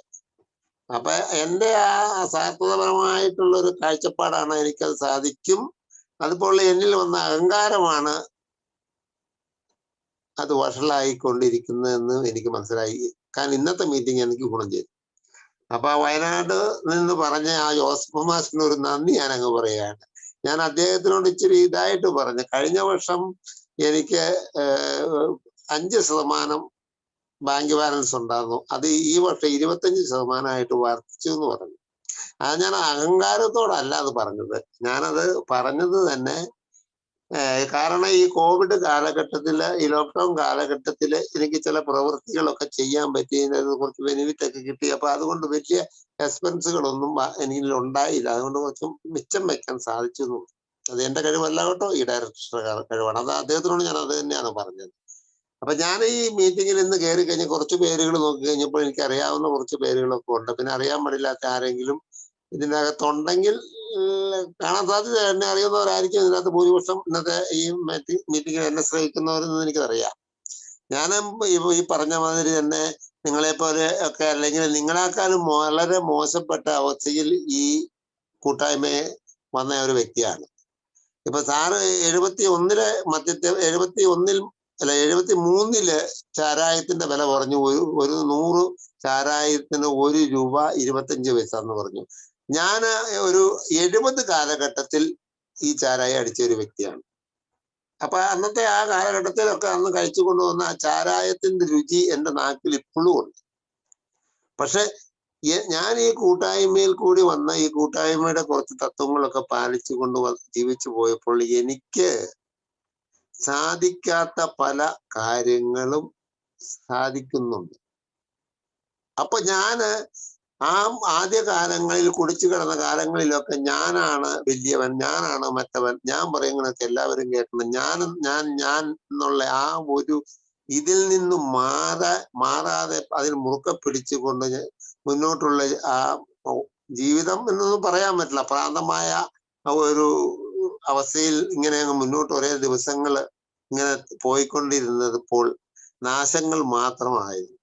അതിൽ നിന്നും മാറി ആ ഞാൻ എന്നുള്ള പദം അങ്ങ് വിട്ടുകളഞ്ഞുകൊണ്ട് കൂട്ടായ്മയിൽ വന്നപ്പോ ഞങ്ങൾ എന്നുള്ള ഒരു പദമെടുത്തപ്പോ ഞാനല്ലാതെ വേറെ ചിലരും ഇവിടെ എൻ്റെ കൂടെയുണ്ട്. ആ ഞങ്ങൾ എന്നുള്ള ആ പ്രയോഗത്തിൽ കൂടി ഒരു ജീവിതം അങ്ങ് വന്നപ്പോൾ ഒരേ ദിവസവും ഞാൻ അറിയാതെ എൻ്റെ സ്വഭാവ വൈകല്യങ്ങൾ മാറിക്കൊണ്ടിരിക്കുകയും എൻ്റെ ജീവിതത്തിൽ ഡെവലപ്മെന്റ്, അതായത് മാറ്റങ്ങൾ ഉണ്ടാവുകയും എന്നിൽ വ്യക്തിത്വപരമായി ഒത്തിരി വ്യത്യാസങ്ങൾ ഉണ്ടായി. സമൂഹത്തിന്റെയും കുടുംബത്തിന്റെയൊക്കെ അംഗീകാരം എനിക്ക് ലഭിക്കുന്നുണ്ടെന്നുള്ളൊരു തിരിച്ചറിവും കൂടി ഉണ്ടായപ്പോൾ ജീവിതത്തെ ഒരു സന്തോഷത്തോടെ കാണാനും ഒരേ ദിവസവും ജീവിതം വൃത്തിയാക്കിക്കൊണ്ട് മുന്നോട്ട് പോകാനായിട്ട് ആ ഒരു നല്ല ഒരു റൂട്ട് എനിക്ക് കാണിച്ചു തന്നു. എന്റെ കൈ പിടിച്ചുകൊണ്ട് എന്നെ സഞ്ചരിക്കാനായിട്ട്, എന്നെ മുന്നോട്ട് പോകാനായിട്ടുള്ള സഹായവും 4 സൈഡിൽ നിന്ന് അതായത് എന്റെ മുമ്പ് സഞ്ചരിക്കുന്നവരും എന്റെ പിറകിൽ സഞ്ചരിക്കുന്നവരുടെ ഒക്കെ സപ്പോർട്ടോടെ കിട്ടി. ഞാൻ ഒറ്റയ്ക്കല്ല, ഞങ്ങൾ ഈ ലോകത്തിലെ ഒരു വലിയ ആത്മീയ കൂട്ടായ്മയിലാണ്. ആ ആത്മീയ കൂട്ടായ്മയുടെ വലയത്തിന്റെ അകത്തായതിന്റെ പേരിൽ എനിക്ക് ഭയപ്പെടണ്ട. ഞാന് മാസ്റ്ററോട് പറഞ്ഞ വാചകം ഇന്ന് ഒന്നോണം പറയുകയാണ്, ദൈവത്തിന്റെ മുമ്പിൽ നൂർന്ന് നിൽക്കാം, അവിടെ വളഞ്ഞു നിൽക്കണ്ട. സാറ് പഠിപ്പിച്ച മാസ്റ്റർ പഠിപ്പിച്ച വാചകം ഒരിക്കൽ കൂടി ഞാൻ പറയുകയാണ്. ഒരു പിതാവിന്റെ മുമ്പിൽ മകൻ പറയുന്നത് പോലെ തന്നെ എൻ്റെ വേദനകളും ആവശ്യങ്ങളും എൻ്റെ പ്രശ്നങ്ങളും പറയാം. അപ്പോൾ എനിക്ക് ഇന്ന് കിട്ടുന്ന ആ ആത്മീയ സംതൃപ്തി, അതാണ് എൻ്റെ ജീവിതത്തിലെ ഏറ്റവും മൂല്യം. അതാണ് ഇന്ന് ഞാൻ മുറുക്കെ പിടിച്ചിരിക്കുന്നത്. അത് നിലനിർത്തണമെങ്കിൽ 12 പടികളും 12 പാരമ്പര്യങ്ങളും ഒക്കെ ജീവിച്ച് ഏഴ് തത്വങ്ങളിൽ കൂടി ജീവിക്കുക. ആ ദൈവഹിതത്തിനനുസരിച്ച് പോവുക. അവിടെ നമ്മുടെ അഹങ്കാരവും എല്ലാം താണു വന്ന് എളിമപ്പെട്ടുകൊണ്ടുള്ള ഒരു ജീവിത രീതി അത് കിട്ടി. ഇന്ന് ഞാൻ ഭാഗ്യവാനാണ്. അത് എനിക്ക് ഇന്ന് ഇവിടെ ഷെയർ ചെയ്യാണ്ടിരിക്കാൻ പറ്റില്ല. അതുപോലെ തന്നെ സാർത്ഥകതാപരമായ കാര്യങ്ങൾ, എൻ്റെതായ കാര്യങ്ങൾ എനിക്ക് എന്നുള്ള ഒരു ആ സാർത്ഥത മാത്രമായിരുന്നു. അതിൽ നിന്നൊക്കെ മാറ്റപ്പെട്ടുകൊണ്ട് മറ്റുള്ളവരെ സഹായിക്കാനുള്ള മനസ്സും, മറ്റുള്ളവരുടെ പ്രശ്നങ്ങൾ, അവരുടെ ദുഃഖങ്ങൾ, അവരുടെ ആ വേദനിക്കുന്ന ആ മനസ്സിൽ അവരുടെ ഷെയറിങ് കേൾക്കാനും അവർക്ക് നമുക്ക് പറ്റുന്ന സഹായം ചെയ്യാനുമുള്ള ഒരു മനസ്സ് ദൈവം എനിക്ക് തന്നു. അതിനും എല്ലാം നന്ദിയുള്ളവനാണ് ഞാൻ. എന്നും ഇതിനകത്ത് കൂടെ ജീവിക്കണം. മരണം വരെയും ഈ 24 മണിക്കൂർ പ്രോഗ്രാമിൽ കൂടി ജീവിതം മുന്നോട്ട് കൊണ്ടുപോകാനുള്ള ശക്തി കിട്ടുന്നതിനും, അതുപോലെ മറ്റുള്ളവർക്ക് എനിക്ക് കിട്ടിയത് കൊടുക്കുവാനുള്ള അവസരവും ഉണ്ടാക്കി തരണമെന്ന് പ്രാർത്ഥിക്കുന്നു. നിങ്ങളോട് എല്ലാവരോടും ഒരിക്കൽ കൂടി നന്ദിയും കടപ്പാടും വിധിക്കുന്നു. എന്നെ പരിചയമില്ലാത്തവരോട് ഞാൻ എൻ്റെ കുടിയിൽ നിന്നും മാറി നിന്നിട്ട് 2003 നവംബർ മാസം 7-ാം തീയതി ഞാൻ മദ്യപിച്ചതാണ്. അതിനുശേഷം 17 വർഷം കഴിഞ്ഞ് 18ാമത്തെ വർഷം ഈ കൂട്ടായ്മയിൽ കൂടി സഞ്ചരിക്കുകയാണ്. വളരെ സന്തോഷകരമായിട്ട് മുന്നോട്ടുള്ള ജീവിതമാണ്. അങ്ങനെ ഒരു ജീവിതം തന്ന ഏക്കും ദൈവത്തിന് നന്ദി പറയുന്നു. നിങ്ങൾക്കെല്ലാം സ്വബോധത്തിന്റെ നല്ല നാളുകൾ ഉണ്ടാവട്ടെ എന്ന് ആശംസിച്ചുകൊണ്ട് നിർത്തുന്നു. താങ്ക് യു രാധാകൃഷ്ണൻ ചേട്ടാ, താങ്ക് യു. നമുക്കിനി ഒരു 9 മിനിറ്റോടെ ഉണ്ട്. 9 മിനിറ്റിന് നമുക്ക് പറ്റുന്നത്ര ഷെയറിങ് എടുക്കാം. ആർക്കെങ്കിലും സംസാരിക്കാൻ താല്പര്യമുണ്ടെങ്കിൽ ആർക്കും മുന്നോട്ട് വരാം. ഹലോ കല്ലിലിക്ക, 2 വാക്ക് സംസാരിക്കൂ. കല്ലിലിക്ക, ഹലോ. എന്നാ ഹരിദാസേട്ടാ, പറഞ്ഞോ ചേട്ടാ. ഞാനൊരു മദ്യാസക്തനാണ്. 10 ദിവസം കുടിച്ചിട്ടില്ല. എൻ്റെ പേര് ഹരിദാസൻ. ഹായ് ഹരിദാസേട്ടാ. ഹായ്. വളരെ സന്തോഷമുണ്ട്. ജോസഫ് മാഷെ, വിനോദേട്ടൻ്റെ എല്ലാം ഷെയറിങ് ശ്രദ്ധിച്ചു, ആൻഡോ ചേട്ടൻ്റെ ശ്രദ്ധിച്ചു. വളരെ കാര്യക്ഷമമായിട്ടുള്ള ആ സ്വാർത്ഥതയെ പറ്റി, അഹങ്കാരത്തിനെ പറ്റിയെല്ലാം പറഞ്ഞു. കഴിഞ്ഞ കാല ജീവിതത്തിൽ ഞാൻ അനുവർത്തിച്ചു പോകുന്ന കാര്യങ്ങളെ പറ്റിയെല്ലാം ഒന്ന് ഓടി മനസ്സിൽ കൂടാന്നില്ല. പക്ഷേ ഈ സ്വാർത്ഥതയെ പറ്റിയെല്ലാം ചിന്തിക്കാൻ തുടങ്ങിയത് ആൽക്കഹോളിക് അനോൺസിന്റെ പ്രോഗ്രാമിൽ വന്നിട്ടുണ്ട്. അത് ശരിക്കും പറഞ്ഞാല് ആൽക്കഹോളിക് അനോൺസിന്റെ ക്ലാസ്സുകൾ പങ്കെടുക്കുമ്പോൾ എന്നോടൊപ്പമുള്ള ആളുകൾ തന്നെയാണ് ആ ഒരു വിഷയത്തിനെല്ലാം കാണിച്ചു തന്നതെന്നല്ല, അവരെ ജീവിതാനുഭവങ്ങളിൽ കൂടെ വരുന്ന ആ ഒരു ഇതിൽ കൂടെ. അപ്പോഴാണ് ഈ സ്വാർത്ഥതയെ പറ്റി ചിന്തിക്കേണ്ട ആവശ്യകത വന്നത്. അവിടെ ശരിക്കും പറഞ്ഞാല് സ്വാർത്ഥതയെ ചിന്തിക്കുന്നതിൽ ഉപരിയായിട്ട് ഞാൻ ആരെയും സ്നേഹിക്കുന്നുണ്ടോ എന്നാണ് ചിന്തിച്ചത്. കാരണം എൻ്റെ ഭാര്യേനെ ഞാൻ സ്നേഹിച്ചൊന്നും അല്ലെ, ഭയങ്കര സ്നേഹമാണെന്നും പറഞ്ഞ് കല്യാണം കഴിച്ചു കൊണ്ടുവന്ന ഭാര്യേനെ ഒരു 10-12 വർഷക്കാലം വളരെയധികം കഷ്ടപ്പെടുത്തി നിന്നു. കുഞ്ഞുങ്ങൾ പിന്നെ ചെറിയ കുട്ടികളായതുകൊണ്ട് കഷ്ടപ്പാട് ഏറ്റെടുക്കേണ്ടി വന്നില്ല. അതിലുപരിയായിട്ട് ഞാൻ കുടിച്ചതിന്റെ ഫലമായിട്ട് എൻ്റെ കാരണം കൊണ്ട് നാണം കെട്ടു പോകുന്ന എൻ്റെ കുടുംബക്കാര് അല്ലെങ്കിൽ സഹോദരന്മാര്, അവര് എത്ര കണ്ട് വേദനിച്ചു എന്നുള്ളത്. മറ്റുള്ളവർക്ക് വേദന നൽകുമ്പോൾ അത് ഞാൻ കാരണമാണെങ്കിൽ ആ ഒരു പ്രവൃത്തിയിൽ എൻ്റെ സാർത്ഥത വന്നു എന്നുള്ളതാണ്. അതിൻ്റെ അർത്ഥം എന്ന് പറഞ്ഞാൽ എനിക്ക് മറ്റുള്ളവരെ സ്നേഹിക്കാനോ ബഹുമാനിക്കാനോ ആദരിക്കാനോ കഴിയാത്തത് കൊണ്ടാണ്. അവിടെയാണ് ആൽക്കഹോളിക് അനോൺസ് വന്നപ്പോൾ ഇത് മനസ്സിലാക്കിയപ്പം വല്ലാത്ത വിഷമം തോന്നി. ഇത് ഞാൻ കൊണ്ടുവന്നതല്ലല്ലോ ഈ സ്വാർത്ഥത, ഇതെങ്ങനെ എന്നിൽ ഉടലെടുത്തു എന്നുള്ളതാണ് ഞാൻ പിന്നെ ചിന്തിച്ചതെന്നല്ല. അപ്പം ജനിച്ചു വീഴുന്ന ഒരു കുഞ്ഞ് അസ്വാർത്ഥതേന്റെ പേരിലാണ് ആദ്യത്തെ കരച്ചിൽ കരയുന്നതെന്നുള്ള. അതിന്റെ വിശപ്പ് അതിന് അനുഭവപ്പെട്ടു, അതിന് പറയാൻ അറിയില്ല, ഒന്നും ചെയ്യാൻ പറ്റില്ല. അതിൻ്റെ ഉള്ളിലുള്ള ആ സ്വാർത്ഥത മൂലമാണ് അത് കരയുന്നത്, പാലിന് വേണ്ടി. അങ്ങനെയാണ് അമ്മ മുല വായിലേക്ക് വെച്ചു കൊടുക്കുന്നത്. അതോടുകൂടി ആ കുട്ടി പഠിക്കുന്നത് കരഞ്ഞു കഴിഞ്ഞാൽ ഭക്ഷണം കിട്ടും, സംതൃപ്തി കിട്ടും. അങ്ങനെ പടിപടി ഉയർന്നു വന്ന ഒരു സ്വഭാവത്തിലൂടെ നീങ്ങി അതിനെ വിവേകത്തോടും കൂടെ ചിന്തിക്കാനുള്ള കഴിവില്ലായ്മ കാരണമാണ് ഞാനൊരു കുടിയനായി മാറിയെന്നുള്ള. അപ്പൊ അത്തരം കാര്യങ്ങളെപ്പറ്റി മനസ്സിലാക്കിയിട്ടുള്ള ഒരു പ്രോഗ്രാമിൽ, അത് മനസ്സിലാക്കി തന്ന ഈ ഒരു പ്രോഗ്രാമിനോടുള്ള കൃതജ്ഞത അല്ലെങ്കിൽ നന്ദി, അത് രേഖപ്പെടുത്താൻ ഞാൻ മരണം വരെ ആൽക്കഹോളിക് അനോൺസിന്റെ പ്രോഗ്രാമിൽ വേണ്ടി വരും. അല്ലാതെ നാളെ കുടിച്ചു പോകുമെന്ന് ഭയപ്പെട്ടിട്ടല്ല ആൽക്കഹോളിക് അനോൺസിൽ വരുന്നത്, സ്ഥിരമായിട്ട് വരുന്നത്. കാരണം ഒരു ആത്മീയമായ പ്രോഗ്രാമാണ്. അപ്പോൾ ആ ഒരു ആത്മീയമായ പ്രോഗ്രാമിലൂടെ ഒരു മദ്യാസക്തൻ നേടിയെടുക്കേണ്ടതായിട്ടുള്ള കാര്യങ്ങൾ നേടിയെടുക്കുമ്പോൾ അതിനെ ഒരു എളുപ്പത്തിൽ അത് പകർന്നു കിട്ടാൻ വേണ്ടിയിട്ടുള്ള 12 പടികൾ. അതിലുപരിയായിട്ട് ഈ പടികളെല്ലാം എൻ്റെ പ്രവൃത്തി കൂടിയാണ് വികസിച്ചു വരുന്നതെന്നല്ല. അല്ല ഞാനത് 12 പ്രാവശ്യം എനിക്കത് ബൈഹാർട്ട് ചെല്ലാൻ അറിയാം. പക്ഷെ അത് ഞാൻ എൻ്റെ പ്രവൃത്തി കൂടിയാണ് ആ പടികൾ ആ പടികളിലുള്ള ആശയം എന്നെ മനസ്സിലാക്കി തരുന്നത്. അപ്പൊ അതുകൊണ്ട് ഞാൻ അറിയാതെ തന്നെ ഓരോ പടിയും ഞാൻ അറിയാതെ തന്നെ ജീവിതത്തിലൂടെ സംഭവിച്ചു വരുമ്പോൾ അതിൻ്റെ ഏറ്റക്കുറച്ചിലുകൾ മനസ്സിലാക്കി അത് ജീവിതത്തിൽ പകർത്തിയെടുക്കുക. അപ്പൊ അങ്ങനെയൊക്കെ പോകുമ്പോൾ വളരെ ഭദ്രമായിട്ടുള്ളൊരു ജീവിതം കിട്ടുന്നു. അതിലൂടെ കൂടുതൽ മനസ്സിലാക്കി തരുന്ന ഭൗതിക താല്പര്യങ്ങൾക്കല്ല കൂടുതൽ മുൻതൂക്കം കൊടുക്കേണ്ടത്. ഒരു മനുഷ്യന് അപ്പം മാത്രം പോരാ എന്ന യേശുവചനം. കാരണം അവന് ജീവിക്കണമെങ്കിൽ അവന് വിവേകത്തോടും കൂടെയുള്ള ഒരു അറിവും കൂടി അവന് കിട്ടണം എന്നുള്ളത്. അതൊക്കെ ആൽക്കഹോളിക് അനോൺസിൽ വന്നിട്ട് മനസ്സിലാക്കിയ.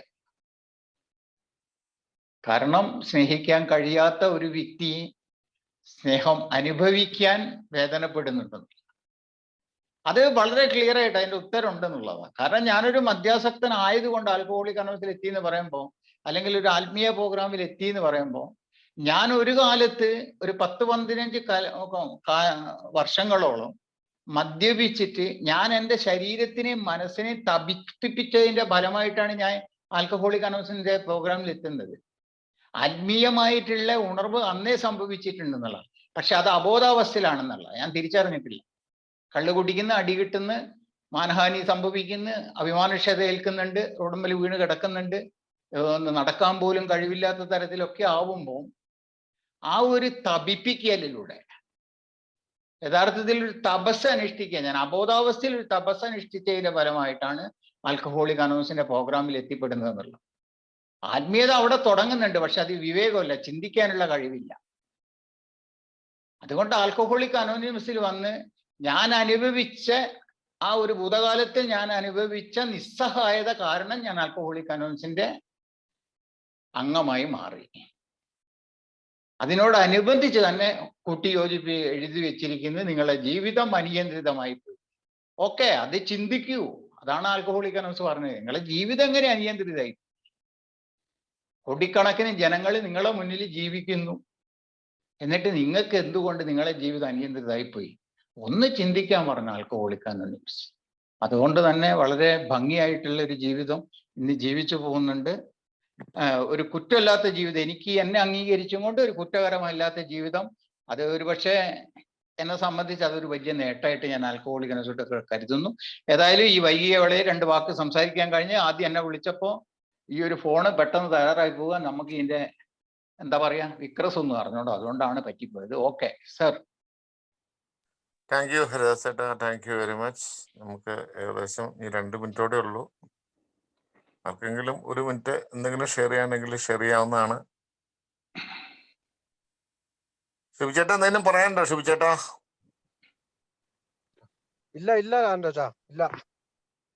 ആണോ? നമുക്ക് റെസ്പോൺസിബിലിറ്റി പ്രയർ ചൊല്ലി വൈൻഡപ്പ് ചെയ്താലോ? ചെയ്യാം. ബേസിൽ ഷംസു ഒന്ന് പ്രയർ ഒന്ന് ചെല്ലാവോ ഷംസു? റെസ്പോൺസിബിലിറ്റി പ്ലഡ്ജും പ്രയറും എല്ലാവരും ഒന്ന് ഇല്ല unmute ചെയ്യണേ. ഞാൻ പ്രാർത്ഥന മലയാളത്തിൽ പ്രാർത്ഥന ചൊല്ലാം, മറ്റുള്ളത് എനിക്കറിഞ്ഞൂടു. ഓക്കെ, ഞാൻ പറയാം. എന്റെ ഉത്തരവാദിത്തമാണ് എപ്പോഴെങ്കിലും എവിടെയെങ്കിലും ആരെങ്കിലും സഹായത്തിന് അഭ്യർത്ഥിച്ചാൽ ഏയുടെ സഹായഹസ്തങ്ങൾ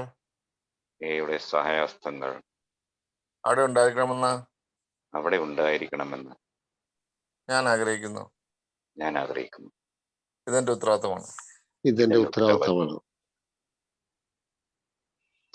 പ്രാർത്ഥന ഷംസു.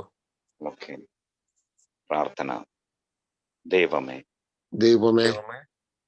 മാറ്റുവാൻ പറ്റാത്തവയെ സ്വീകരിക്കുവാനുള്ള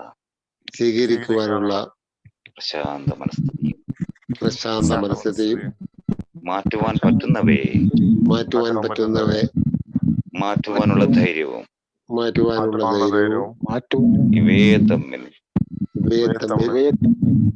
വേർതിരിച്ചറിയുവാനുള്ള വിവേകവും ഞങ്ങൾക്ക് നൽകണമേ. Keep coming back. ഇന്ന് സംസാരിച്ച എല്ലാവർക്കും നന്ദി. നമ്മുടെ ജോസഫ് മാഷ്, നമ്മുടെ ഹരിദാസ് ചേട്ടൻ, അതുപോലെ ആദ്യം സംസാരിച്ച ഡക്ലസ് ചേട്ടൻ, വിനോദ് കൊയിലാണ്ടി, രാധാകൃഷ്ണൻ ചേട്ടൻ, എല്ലാവരെയും സ്നേഹത്തോടെ ഓർക്കുന്നു. എല്ലാവർക്കും നന്ദി പറയുന്നു.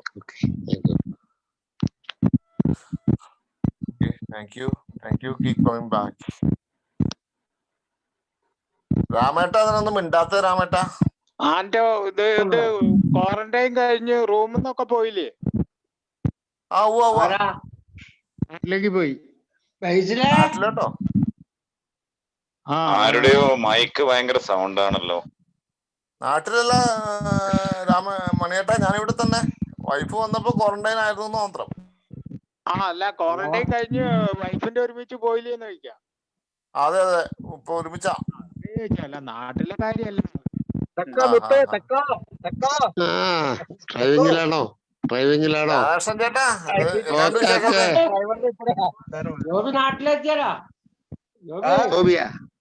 ഇല്ല, ഞാൻ നാട്ടിലേക്കല്ല. ഞാൻ ഒരു 5000 കിലോമീറ്റർ ശിവച്ചേട്ടൻ്റെ അവിടെ നിന്ന് മാറി, ഒരു യാത്ര 5000 കിലോമീറ്റർ മാറി.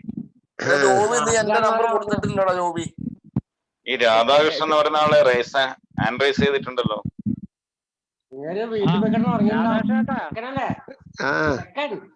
പറയൂ. എന്റെ അടുത്ത്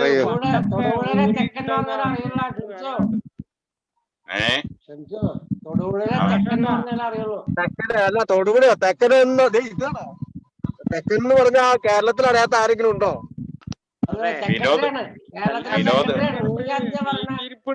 വിനോദ് കൊയിലാണ്ടി മമ്മൂട്ടിനെ പോലെ ഉണ്ടല്ലോ. എവിടെയുള്ള കല്യാണ വീട്ടിലോ? കല്യാണ വീട്ടിലല്ല, ഇന്ന് വെഡിങ് ആനിവേഴ്സറിയാ. അതിന്റെ കേക്ക് മുറിക്കില്ല വീട്ടില്. എല്ലാവിധ ആശംസകളും. വിനോദ് കൈലാണ്ടി. ഞാനും വിചാരിക്കുന്നത് എന്താ ഇങ്ങനെ ഒരു ചൊങ്കനായിട്ട് നിക്കുന്നേ, എന്താണ് പരിപാടി? രാത്രി ഒരു കാര്യം ചെയ്ത് ഇത്രയും നാളും ആ വിവാഹ ആശംസ കൊടുക്കുന്നതിന് മുമ്പ് സഹിച്ച ആ സാധു അടുത്തുണ്ടോ? നമ്മളെ സഹിച്ച സാധു. അയ്യോ, വളരെ നന്ദി. ഇങ്ങനെ ഒരു ആളെ സഹിക്കാനായിട്ട് സാധിച്ചതിന് ഇത്രയും നാളും സഹിക്കാൻ സാധിച്ചല്ലോ. ഇപ്പൊ ഒരു ജീവിതം കിട്ടിയല്ലോ. അതിന് നല്ലൊരു ഇപ്പൊ എത്രാമത്തെ ആനിവേഴ്സറിയാ? 21 വയസ്സ്. എത്ര കൊല്ലം സഹിച്ചു?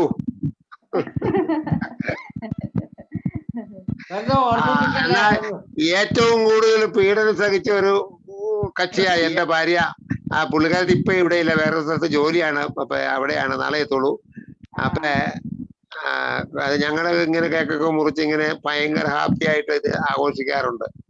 കാരണം കല്യാണമൊക്കെ എങ്ങനെയാണെന്നുള്ള ഒന്നും ഒരു പിടിയില്ല. പക്ഷെ ഒരു 17 17 വർഷം വളരെ സന്തോഷകരമായിട്ട് ആനിവേഴ്സറികൾ ഇങ്ങനെ ആഘോഷിക്കുന്നുണ്ട്. അപ്പൊ എല്ലാവിധ ആശംസകളും നേരുന്നു. എന്റെ പേര് രാധാകൃഷ്ണൻ, തൊടുപുഴയാണ് വീട്.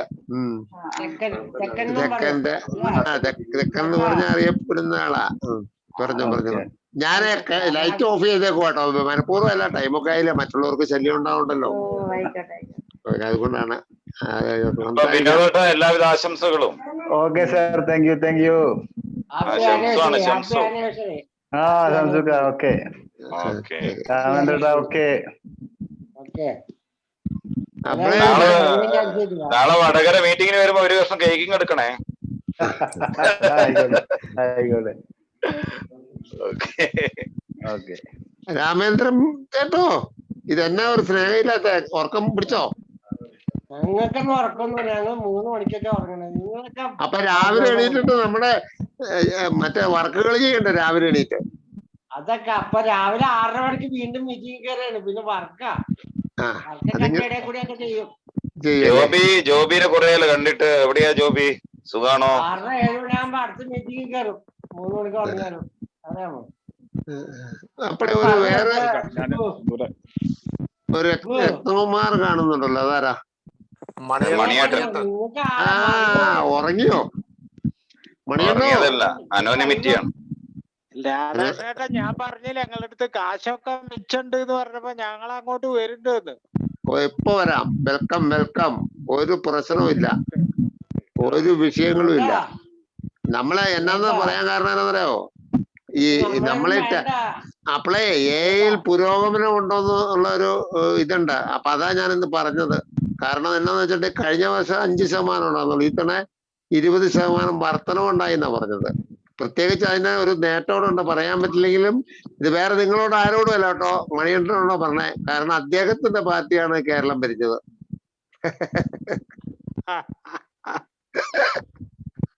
അതുകൊണ്ട് പറയേ വർധനവുണ്ടായി. കാരണം വലിയ ചെലവുകളൊന്നുമില്ല, വീട്ടിലിരിക്കുമല്ലേ.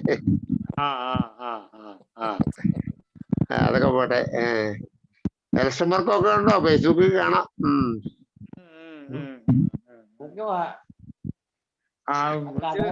കഥകളൊക്കെ പുതിയത് മേടിച്ച രാധാകൃഷ്ണ?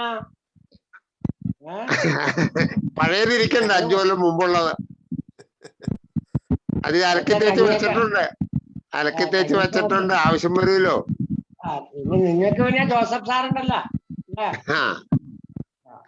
മാസ്റ്റർ ഇറങ്ങി പോയല്ലോ അല്ലേ.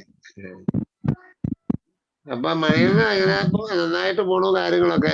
ഈ നമ്മളെ ഈ എന്നാന്ന് പറയാ, ഇവന്മാര് രണ്ടുപേരും നമുക്ക് മറക്കാൻ പറ്റുമോ? ഈ ഷിബുവിനെയും നമ്മുടെ ആന്റോയും.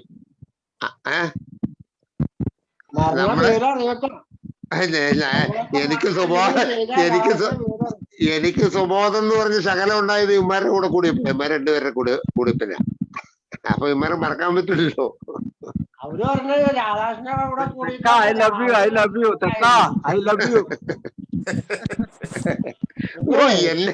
എന്റെ മുന്നേ എന്നെ ഇവിടെ കിടത്തി പൊറപ്പിക്കില്ലായിരുന്നു ആദ്യകാലത്ത്. ഇവരെ അവിടെ പോണം ഇവിടെ പോണം. അല്ല, അതിന്റെ ഗുണങ്ങളുണ്ട് കേട്ടോ, എല്ലാവർക്കും ഉണ്ട്. അല്ല, വല്ലപ്പോഴും കേറി വന്നേച്ചിട്ട് ഭയങ്കര വാഴ പിടിക്കുന്ന അത്ര ഗുണം ചെയ്യല. ഇതെന്നാന്ന് പറഞ്ഞിട്ട് എവിടെയെങ്കിലും ഒരു കുട്ടിയനുണ്ടെന്ന് പറഞ്ഞാൽ അവന്റെ വീട്ടിൽ പോകാണ്ട് അവനെ പോയി അവനെ തെറി കേൾക്കാണ്ട് ഉമ്മാരെ എല്ലാം കിടത്തി ഉറപ്പിക്കില്ല. നമ്മളെ തെറിയിപ്പിക്കുന്നവര് നമ്പറൊക്കെ തന്നെ വിളിക്കും, എന്നിട്ട് ഞാനും തെറിയ. എന്നെ കഴിഞ്ഞ ദിവസേ ഇപ്പൊ ഇതിനകത്ത് വേറെ ആൾക്കാരും ഇല്ലല്ലോ, നമ്മളെ പറയാം. കഴിഞ്ഞ ദിവസം ഞാൻ ഒരാളെ വിളിച്ചിട്ട് പറഞ്ഞു, എന്റെ അടുത്ത് ഭയങ്കരമായിട്ട് പറഞ്ഞു ഒരു പയ്യന്റെ കാര്യം. അവന് ഈ കള്ളുകൂടി മാത്രമല്ല, മറ്റേ ടാബ്ലറ്റ് പഠിക്കണ്ടേ. അപ്പൊ ഈ വിവരം പറഞ്ഞപ്പോ ഇവന്റെ അമ്മാവനോട് ഞാൻ വിളിച്ചൊന്ന് പറഞ്ഞു. അപ്പൊ അമ്മാവനോട് വിളിച്ചു പറഞ്ഞു കഴിഞ്ഞപ്പോ അമ്മാവൻ പറഞ്ഞു, ഞാന് പെങ്ങളുമായിട്ട് ഇവന്റെ അമ്മയായിട്ടൊന്ന് സംസാരിക്കാന്ന് പറഞ്ഞു. ഈ അമ്മ എന്റെ നമ്പർ മേടിച്ചിട്ട് പുള്ളി കൊടുക്കുകയും ചെയ്തു. അമ്മാവൻ കൊടുത്തു കഴിഞ്ഞപ്പോ അമ്മ ഇത് മേടിച്ചിട്ട് ഞാനെന്തോ അത്യാവശ്യത്തിന് എന്തോ കാര്യത്തിന് വേണ്ടി പോവാ, അലോന്ന് വിളിച്ചു. നിങ്ങൾ ഈ രാധാകൃഷ്ണൻ എന്ന് പറഞ്ഞ തെക്കൻ എന്നൊക്കെ പറഞ്ഞ ആളാണെന്ന് ചോദിച്ചു. അതേലോ, ആരാന്ന് ചോദിച്ചു. നിനക്ക് അറിയണോടാ മറ്റവനെ, നീ എന്റെ മകൻ കള്ളുകൂടിയനാന്നും പറഞ്ഞ് നീ പ്രചരണം നടത്തിയോടാ. നിനക്ക് വേറെ വല്ല പണിയും നടത്തി കാശുണ്ടാക്കാൻ പറഞ്ഞടാ മറ്റവനെന്നും പറഞ്ഞു. ആദ്യമായിട്ട് ഞാൻ ഫ്രീ എന്നോട് പറഞ്ഞതാ. കേട്ടു. അപ്പുറം കേൾക്കും.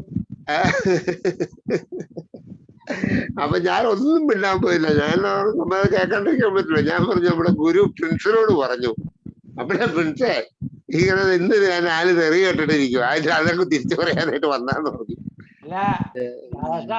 എന്തോ പണ്ട് ആവശ്യം കുടിച്ചോണ്ടിരുന്നപ്പോ ആവശ്യമില്ലാണ്ടൊക്കെ ആരെങ്കിലും ചെറു പറഞ്ഞിട്ടുണ്ട്, അതൊക്കെ തിരിച്ചിട്ടിക്കൊണ്ടിരിക്കുന്ന അങ്ങനെ കുട്ടികളെ. ഞാനെന്റെ പെണ്ണുമ്പിള്ള ഇവിടെ ഇല്ലായിരുന്നു, അല്ലെങ്കിൽ ഫോൺ അവിടെ ഈ കൊടുത്തത്. നീ സംസാരിക്കരുത്, നീ ഒരു സഹോദരി നിന്നെ വിളിച്ച് സംസാരിക്കണമെന്ന് പറഞ്ഞ് കൊടുത്തേ. ആ പാവത്തിന്റെ ഉറക്കം കളയാനായിട്ട്. അല്ല ഇവിടെ ഇല്ല. ചിന്നക്കനാല മൂന്നാറ്.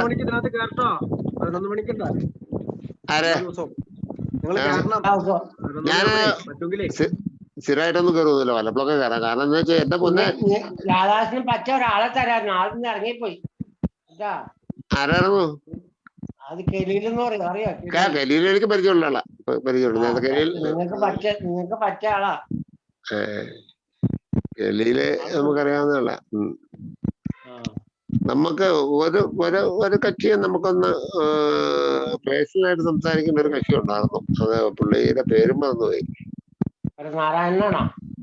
നാരായണനല്ല, ആ പുള്ളിയുടെ നാരായണൊക്കെ വേറെ പേര് എല്ലാം ഈ കൊറോണ കോപ്പ് വന്നതിന് ശേഷം ഈ ഓർമ്മക്കുറവായന്റെ രാമേട്ടാ വിട്ടുപോവാ റിലേ ഒക്കെ. ഈ കള്ളു പിടിച്ചൊക്കെ നടന്ന ആ കാലഘട്ടത്തിൽ റിലേ ഒക്കെ കുറച്ച് വിട്ടുപോകാറുന്നു. അതേമാതിരി അതിനാണ് പിള്ളേരുടെ കൂടെ നടക്കണം എന്ന് പറഞ്ഞത്, അറിയാമോ? പിന്നെ ആകെ ടെൻഷനായിരുന്നു. ഇച്ചിരി ടെൻഷനായിരുന്നു ഈ കഴിഞ്ഞ ആഴ്ചയില്. കുഴപ്പമില്ല. പാതിരാത്രി വരെ പിള്ളേരുടെ മീറ്റിംഗ് കൂടി നടക്കണതിന്റെ കാര്യം നമുക്ക്. രാമേണ്ണ എത്ര വയസ്സായി കറക്റ്റ്? 55 സർട്ടിഫിക്കറ്റിൽ, 56 ജനിച്ചു. അപ്പൊ എന്നാക്കാളും ഇളയതാണോ? ഞാൻ 54 ജനിച്ചാ. അപ്പൊ നമ്മള് തമ്മിൽ കാണുവാണെങ്കിൽ അപ്പുറം പോയെന്നല്ലേ പറയുള്ളൂ. അത് നിങ്ങള് ഇപ്പോഴും വയസ്സായിട്ട് ഡൈയൊക്കെ കറുപ്പ് കളർ പെയിന്റ് ഒക്കെ അടിച്ചിട്ട് നടക്കണം. ഞാൻ പെയിന്റൊന്നും അടിക്കില്ല. അത് ശരി. പക്ഷേ ഇപ്പോഴും കറുപ്പ് പെയിന്റ് ഒക്കെ അടിച്ചാ നടക്കണത്. ഇറങ്ങിപ്പോയില്ലായിരുന്നോ? ഇല്ലല്ല, ഞാനിത് കേട്ടോണ്ടിരിക്കല്ലേ. ഞാനല്ല, നിങ്ങൾ ഭയങ്കര വാചകമല്ല, അതല്ല ഞാൻ ഉണ്ടായിരിക്കും. അല്ല, ഞാൻ ഈ മനുഷ്യനെ എന്റെ പള്ളിക്കൂടത്തിന് അപ്പനാന്നും പറഞ്ഞ് വിളിച്ചോണ്ട് പോകാൻ നേരായിരുന്നു ജോസ് മാസ്റ്ററുടെ ക്ലാസ്സിലേക്ക്. ഇതെന്റെ അപ്പന രാമേട്ടൻ എന്നും പറഞ്ഞ് ഇരിക്കാതെ. ഇതെല്ലാം ഒറ്റ ഭാഗത്തിന് വെക്കാവുന്ന.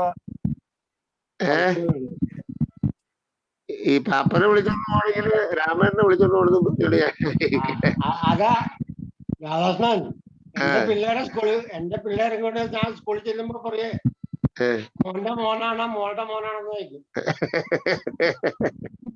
അതിലും വലിയ കേൾക്കാറുണ്ടോ? അതെന്നാ ഇതിനകത്തുള്ള പ്രശ്നം എന്താണെന്നറിയോ? ഈ പെണ്ണുമ്പിള്ള ഞാനവിടെ കൂടി ഒന്നിച്ച് പോയപ്പോ ചോദിച്ചു, ഈ മോളെ എവിടെയാ കല്യാണം കഴിച്ചേക്കണത്? പുള്ളിക്കാരത്തി അത് കേട്ടിട്ട് ഒന്നും വന്നില്ല. വീട്ടിൽ വന്നപ്പോ ഞാൻ കടയിൽ കയറിയിട്ടുണ്ടോ ഈ കറുത്ത പൊടിയുണ്ടല്ലോ, ഞാനവിടെ ചായപ്പൊടിയോ വല്ല മേടിക്കാനായിരിക്കും കടയിൽ കയറിപ്പോയി ഈ പൊടി മേടിച്ചോട്ട് വന്ന വഴിക്ക് ഇതൊക്കെ മാറി ഒരു നൈറ്റ് ഒരു പഴയ നോക്കി എടുത്തിട്ടിട്ട് നിങ്ങൾ ഇനി വന്ന വെച്ചാന്ന് പറഞ്ഞു. ഒരു കസേരയിലേക്ക് പിടിച്ച് കയറ്റി നിർത്തി, മാത്രയ്ക്കുമ്പോ തലയിലങ്ങ് പറ്റി പോയി എന്ന് ആ താടിയൊക്കെ ഒന്ന് വടിച്ചു കിടന്ന് ഒന്ന് ക്ലിയർ ആയിട്ട് ചോരാൻ പറഞ്ഞു. ഇനി എന്റെ കൂടെ നടക്കുവാണെങ്കിൽ ഇങ്ങനെ നടന്നു വെച്ചാൽ എന്ന് പറഞ്ഞു. അല്ലാണ്ട് നേരത്തെ ആണെങ്കിൽ അവള് ചീത്ത പറഞ്ഞിട്ട് പോയാനെ. ഇപ്പൊ അവൾക്ക് ഒരു മാറ്റം ഉണ്ടായി. അവള് വേഗം തന്നെ നമ്മളൊന്ന് ഇതാക്കി ക്ലിയർ ആക്കി എടുത്തു.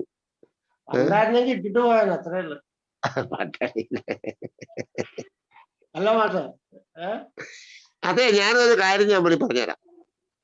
ഞാനത് പലപ്പോഴും ശ്രദ്ധിക്കാറുള്ള ഒരു കാര്യമാണ്. അച്ചടക്കമുള്ള ഭാര്യ, അച്ചടക്കം ഇല്ലാത്ത ഭാര്യ. എല്ലാവരും കല്യാണം കഴിച്ചാൻ പറ്റില്ലേ? അതെയോ? അപ്പൊ അത് അറിഞ്ഞോ പഠിക്കേണ്ട ഒരു കാര്യമാണ്. ഞാന് ഒരു 2003, 2004, 2005 ഈ ഇത്രയും കാലഘട്ടത്തില് ഞാനും എൻ്റെ ഭാര്യയോടെയും പോവും. ഒരു വഴിക്ക് പോകുമ്പോൾ ഭാര്യ ഒരു 10 അടി എപ്പോഴും മുമ്പിൽ പോവും. 10 അടി മുമ്പിലെ പുള്ളിക്കാരത്തി നടക്കുള്ളൂ, ഞാൻ പുറകിലായിരിക്കും. അപ്പൊ ഇത് ഇങ്ങനെയൊക്കെ പോയി കഴിയുമ്പോൾ ഞാൻ ഒരു ദിവസം പറഞ്ഞു, സാധാരണ നീ ആൾക്കാർ സഞ്ചരിക്കണം നീ ഒന്ന് നോക്ക, ഭാര്യയും ഭർത്താവും പോണേ അവർ ഒന്നിച്ചു പോവും, അല്ലെങ്കിൽ ഭാര്യ ഒരു ഇച്ചിരി പുറകിലായിട്ടൊക്കെ നിൽക്കാറുണ്ട്. നീ എപ്പോ നോക്കിയാലും എന്റെ മുമ്പിൽ വെടിച്ചിലും മാതിരി വാണം കത്തിച്ചവര് പോവാലോ. അപ്പൊ സാധാരണ അങ്ങനെയാണെന്ന് പറയും. അപ്പൊ എന്തിനാ അങ്ങനെ പോണേ, നമുക്ക് ഇങ്ങനെ പോയച്ചാ പോരെന്ന് ഞാൻ ചോദിക്കാറുണ്ട്. അപ്പം പറഞ്ഞു, ഞാൻ നിങ്ങളുടെ കൂടെ നടന്നപ്പോഴൊക്കെ അങ്ങനെ നടന്നിട്ടുള്ളൂ. ഇപ്പൊ അതല്ല കേട്ടോ, ഇപ്പൊ മാറിയിട്ടുണ്ട്. പുള്ളിക്കാരത്തി എന്നെ ശ്രദ്ധിച്ചോണ്ട് പുറകെ നടക്കുന്നുണ്ട്. നേരത്തെ എന്നെ ശ്രദ്ധിക്കില്ലായിരുന്നു. ഇപ്പൊ പണ്ട് എങ്ങനെയായിരുന്നു എന്ന് ചോദിച്ചതിന്റെ പറയാ, പണ്ട് ആണെങ്കിൽ ഇട്ടേച്ച് പോവില്ലായിരുന്നു എന്ന്. ഇപ്പൊ അങ്ങനെയല്ല, പുറകിൽ നിന്ന് ശ്രദ്ധിക്കുന്നുണ്ട്. അത് പണ്ട് അടിക്കുന്ന കാലത്ത് അവരെ മുമ്പിൽ നടന്നിട്ട് നമ്മള് 2 അടിക്കാനൊക്കെ എവിടെയെങ്കിലും ചേരാറുണ്ട്. അപ്പൊ ആ അനുഭവം കൊണ്ടായിരിക്കും അല്ല, അത് ശരിക്കും ഇവരുടെ അറിയാണ്ട് തന്നെ അവള് പറയും, ഞാൻ പലപ്പോഴും ഓർക്കാറുണ്ട് കേട്ടാന്ന് പറയും. അതൊരു അബദ്ധയാ, അത് പറഞ്ഞിട്ട് കാര്യമില്ല. അപ്പൊ അതൊക്കെ നടക്കും. ഇന്നിപ്പോ അങ്ങനെയാണോ? ഇന്നിപ്പോ വന്നേക്കണ മാറ്റേ അതൊക്കെ ഈ ഇന്നിപ്പറ്റി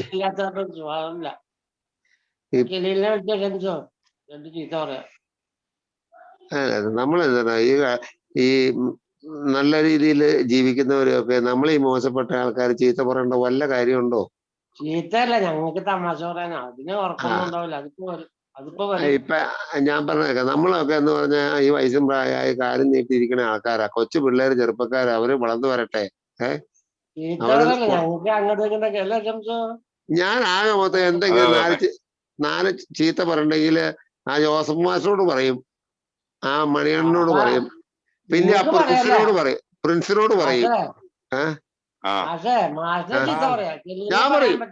ഞാൻ പറയും ആ മാസ്റ്റർ ഒറ്റ മനുഷ്യനും എന്നെ ഇത്ര മോശക്കാരനാക്കിയത്. മാഷും ജലീലും രാധാകൃഷ്ണനൊക്കെ എനിക്ക് ഇരിക്കില്ല. അല്ലല്ല, ഞാൻ മാസ്റ്ററോട് പറയും, ഞാൻ വളരെ പരിശുദ്ധനായി ഡീസന്റായി ഏൽ കൂടിയൊക്കെ ജീവിതം തുടങ്ങി ജീവിച്ച ഞാൻ ഏതോ ഒരു മീറ്റിങ്ങിന് ചെന്നപ്പോ ഇങ്ങനെ ഒരു പൊതി എടുത്തു തന്നു. ആ പൊതി ഒന്ന് അയച്ചതാണ് എന്റെ ജീവിതത്തില് ഇന്നും ഒരു പ്രശ്നം.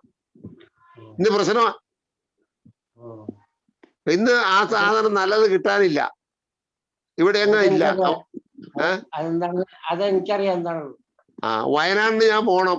മറ്റേ വയനാട്ടിൽ നിന്ന് വരുമ്പോ ഈ നമ്മള് കോഴിക്കോട്ടുനിന്ന് വരുന്ന അംഗങ്ങൾ ചിലപ്പോ തൊടുപുഴയ്ക്കൊക്കെ വരുമ്പോ 2 കഷ്ണം അലുവയൊക്കെ മേടിച്ച ഒരു സ്നേഹബന്ധം മാതിരി. അതേമാതിരി ഇദ്ദേഹം ഒരു പൊതി എനിക്ക് കൊണ്ടു തന്നോണ്ടിരുന്ന അതൊക്കെ നിന്നുപോയി. നമ്മളെ കൊണ്ടുവന്ന് ഈ പരുവത്തിലാക്കിയിട്ട് അത് ഇപ്പൊ ഇല്ല.